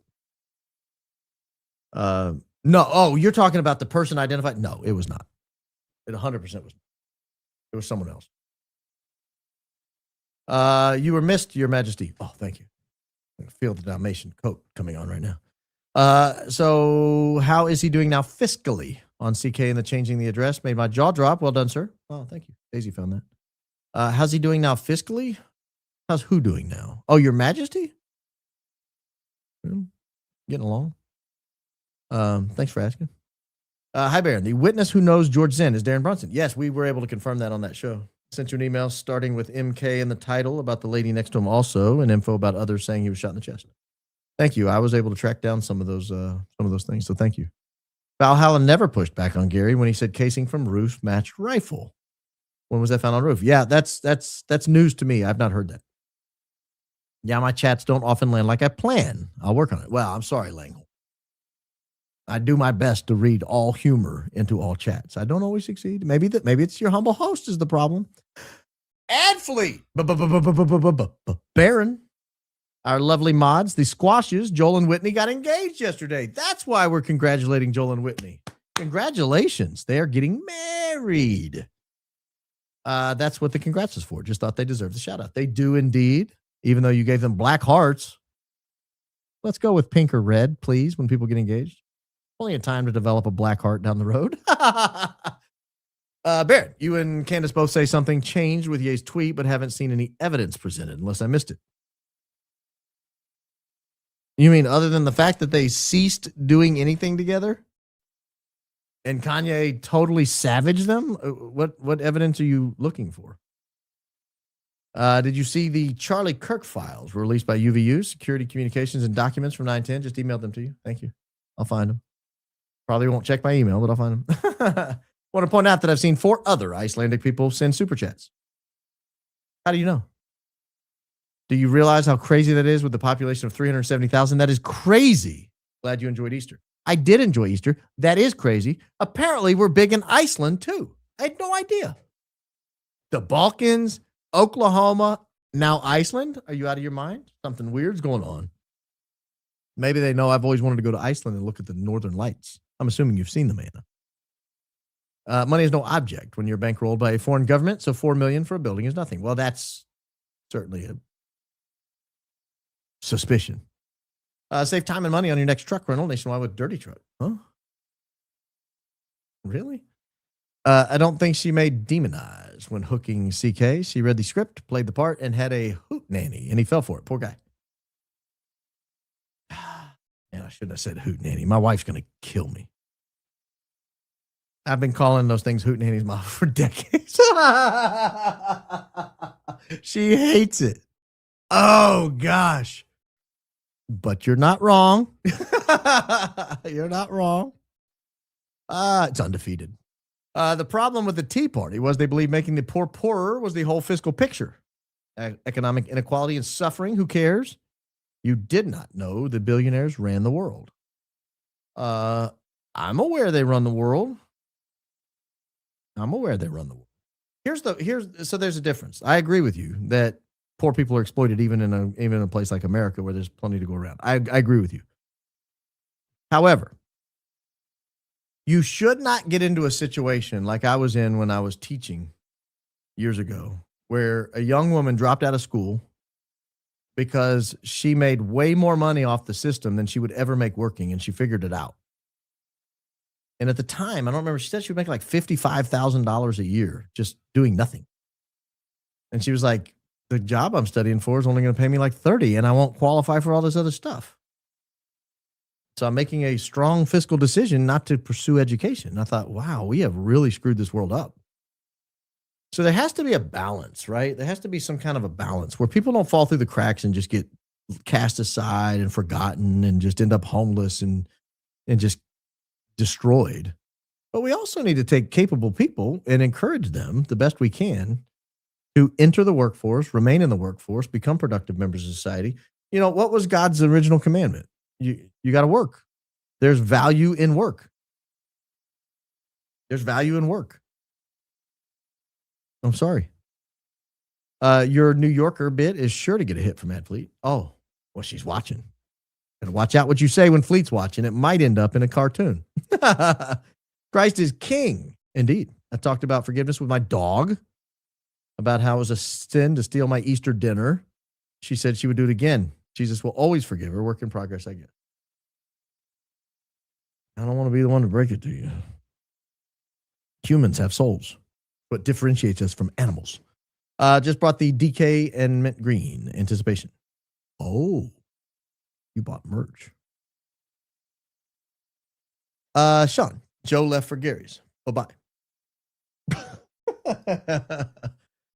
Shonargis, I bought merch. I share the belief. I'm subscribed and I've liked the show. Count me in. Now crawl away. Oh.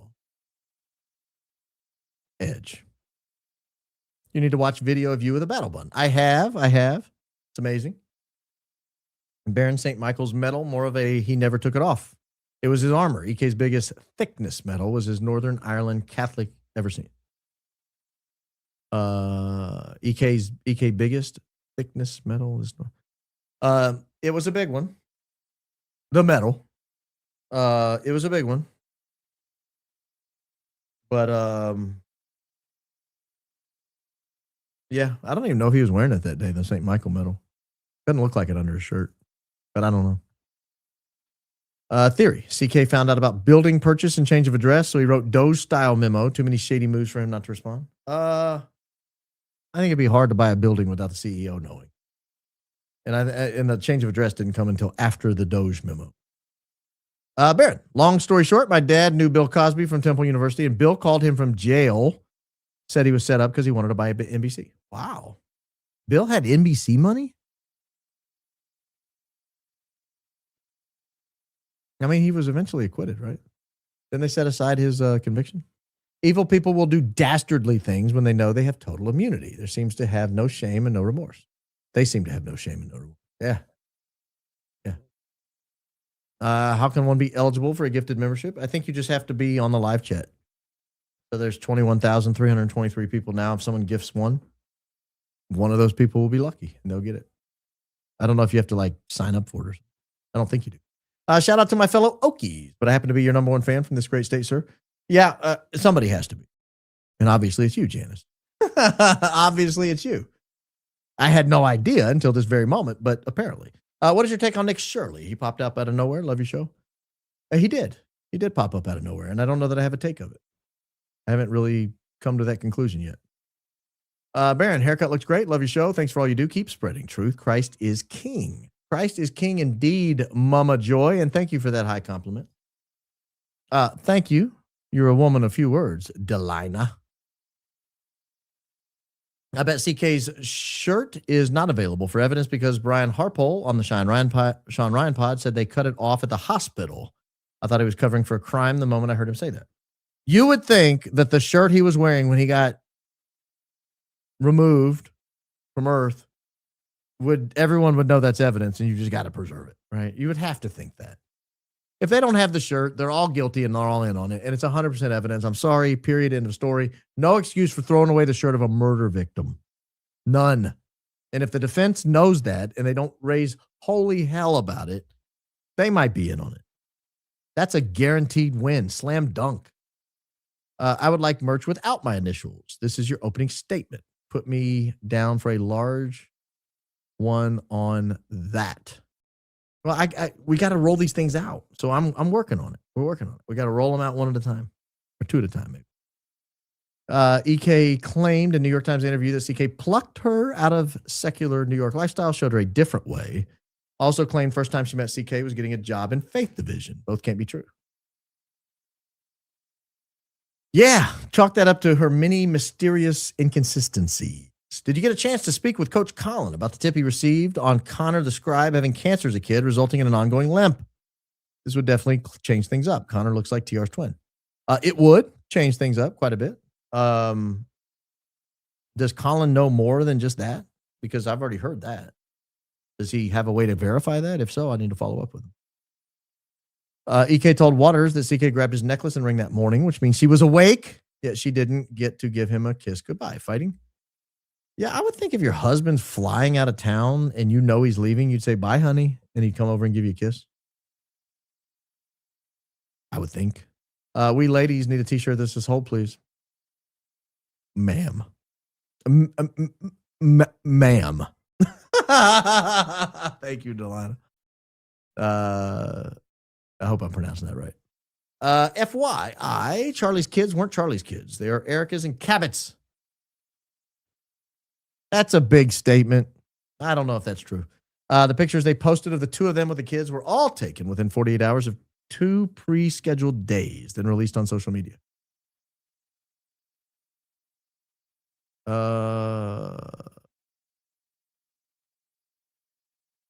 you have evidence to back that up? That's interesting. I just can't believe that. Cross and chain designer David Yurman, Chevron Cross. That's correct. EK interview, Jesse Waters, 5448. Yeah, that's correct. The David Yurman Chevron Cross and David Yurman 3.7 millimeter. I can't remember, bonded chain or something. I can't remember what the chain was called. It had some kind of adjective. Shabbat Shalom, Erika, go home. Man, had she just stayed home, this would not be happening right now.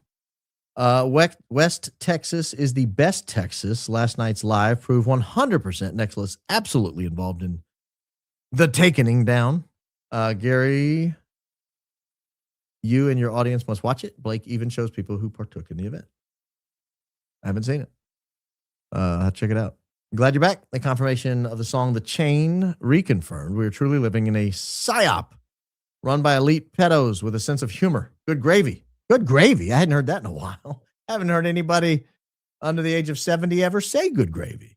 Stacey, you're the first. You're the first. You're like me. We're old souls. Christ is king indeed. Barron is the king of the grandeur. Well, I'll allow it. Please hit the like button. It helps channel. It does. It does. We got a lot of likes. Thank you, guys. Thank you. Genuinely, thank you for doing that. If Tyler would be acquitted, they'll stop the investigation. Not necessarily. I mean, that means there's a killer on the loose. What can be done to ensure people responsible be prosecuted or the investigation is not dropped by the government? Well, that we can't force them to prosecute. The chain equals the necklace. Oh, never break the chain. Oh, that is diabolical. Oh. Oh, what? I never considered. I was going metaphorically. Like he's the weak link. You said you'd never break the chain.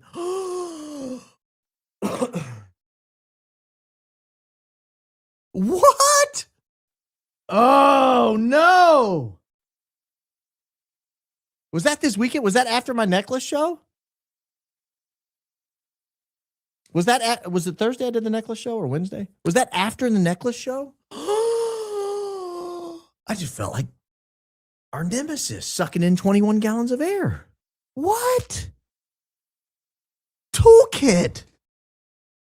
That is diabolical. Necklace remnants. That's why they paved it.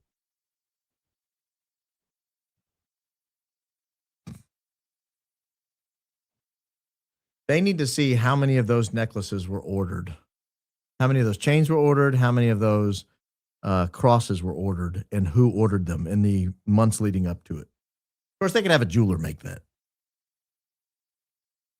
Look up Christine Knapp Fakite. She mentions your humble host. She is hilarious. Well, she sounds brilliant too. And I like brilliant people. Christine Knapp. Am I pronouncing that right? Fakite? Fakite? Fikiti? Fikiti? Fakiti. Christine. I'll look it up. Christine Knapp. Oh. Fakiti. LA-based comedy writer and stand-up. SAG, sober, sarcastic. Recovering evangelical. I'll check her out. Sounds like my kind of person. That's not a knock to the evangelicals. I was going with the rest of it. The best after party, no doubt. Thank you for what you do. And stay Max. Oh, there was no pre-party tonight, ladies and gentlemen. Heard recent TPUSA event. One of the songs on their playlist while people wait for the event is The Chain by Fleetwood Mac. So weird. Yes, we've been talking about it. I was shocked. Have you read Kathy O'Brien's books? I have not. I keep thinking maybe Erika's in a similar position. I wouldn't know what that is. Curious on your opinion? I have none. Victim or monster? Well. I've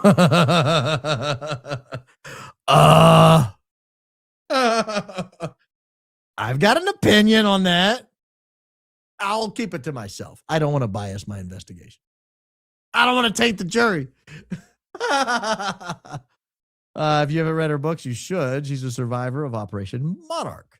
I'm not familiar with her, no. But I do have an opinion on your question. So Google AI with search for can a hypothetical tiny projectile explosive exist in real life in a 3-charm necklace? Yes. Espionage for high profile, just saying its thing. There's way more. Christ is king. Christ is king indeed. Don't rely on AI on that kind of stuff. Christine is the comedian that wears the red lipstick and talks about songs. She mentions you in it. Coach shouted her out before. I'm going to check her out. Rogan quoted Billy and Brandy about TR's parents not believing TR had anything to do with it. Only 2% of what people saying is true. Yeah, he must be watching. Hey, Joe. Oh, he's watching them. Sorry. There is a pic taken 20 minutes before the bang. Charlie Kirk necklace was severely bulging in the exact spot. There are pics taken from other events where he's bulging in that spot. He had a tick. He did this a lot, and it stretched. You can feel it. You do it, your muscle stretches out. There are 0 other pics taken on the day of his neck display. There was a plan on 9/10, but too many people for a murder plan. CK just wanted out of the ruse. I don't believe that. I think it's just his neck. They're pic taken at other events. I remember I saw one at the Texas A&M event where he looked like that. Anna Munley has YouTube on how to pray the rosary. Okay. Duly noted. Thank you. Baron, how do I send you some interesting tip? You say you don't read your emails. I have some footage from EK and her mother's pilgrimage. If it comes from the website or Facebook page of the company who did it, we already have that. So if you have other footage, let me know. But if it came from that organization, we already have all that. We have a lot of stuff we don't play. Fan since Ian during interviews, same day as Big Bang, shot in heart. Man, Daryl C said CK get shot in chest. Jacoby also had this practice line, said, I saw blood on his chest and shirt. Both are sus. Thank you for all you do. I agree that it's weird. And as the kids would say, sus.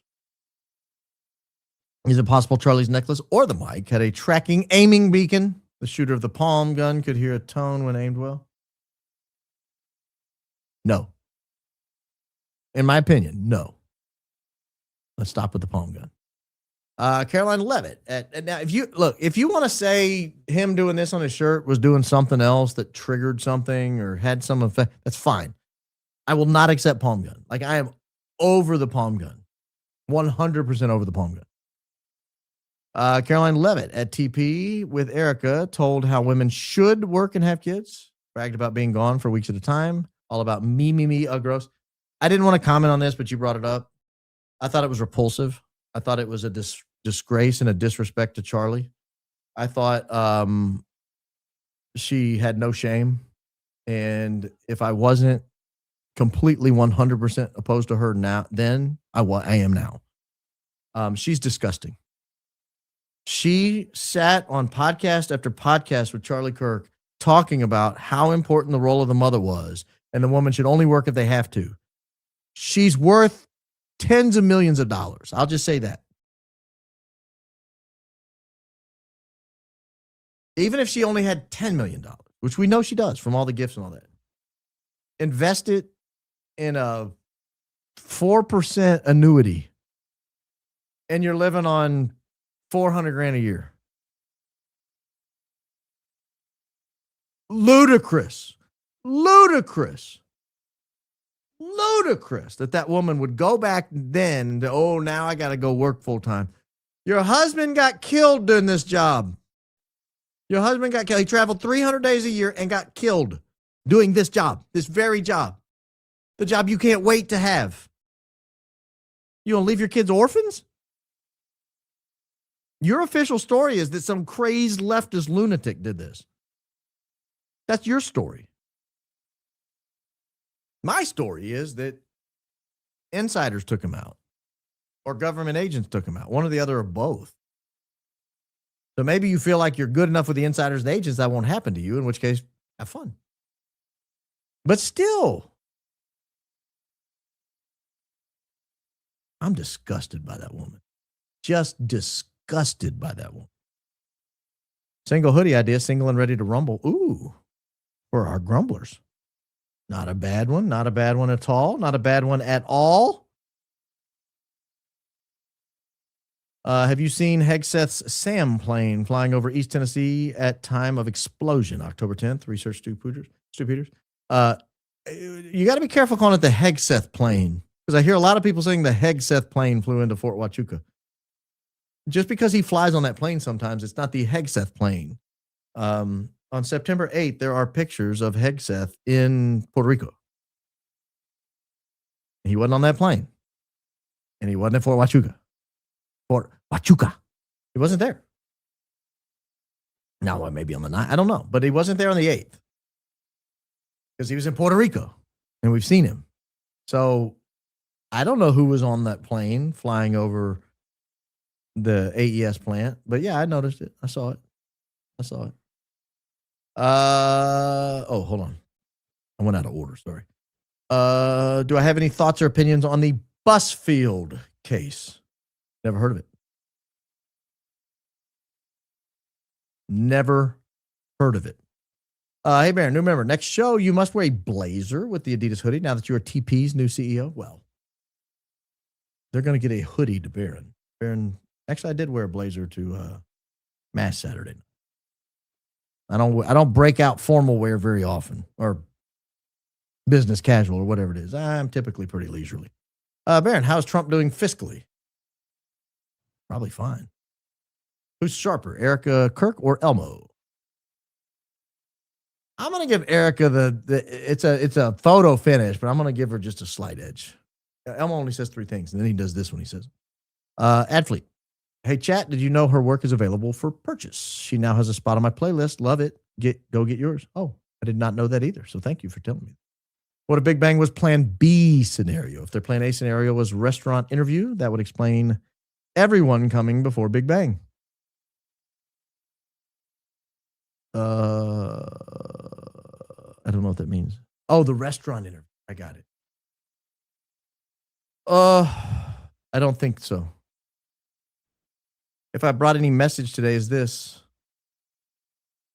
have the courage to have your wisdom regarded as stupidity. Be fools for Christ, and have the courage to suffer contempt for the sophisticated world. Antonin Scalia. I like the old Antonin Scalia. Extremely high IQ loading. Agreed. Well, you're into CrossFit. How about the Christ Fit exercise school? Oh, I get it. I think they would sue me. I think they would sue me for copyright infringement, trademark infringement. A little trip to that archive link you provided. Knowing what we know now makes the official story least plausible. Wow. Yes, indeed. Vroom. F&G didn't get it till I wrote it. LOL. I don't know what that means. For Pete's sake, the chain means the necklace. Thank you. I was not getting it.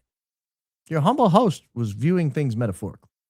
Hold up. I said Operation Epic Furry in a super chat to you weeks ago. ZC took that from you. I got the receipts. Christ is King. Christ is King indeed. Thank you. I am the originator of it via super chat from patient X0.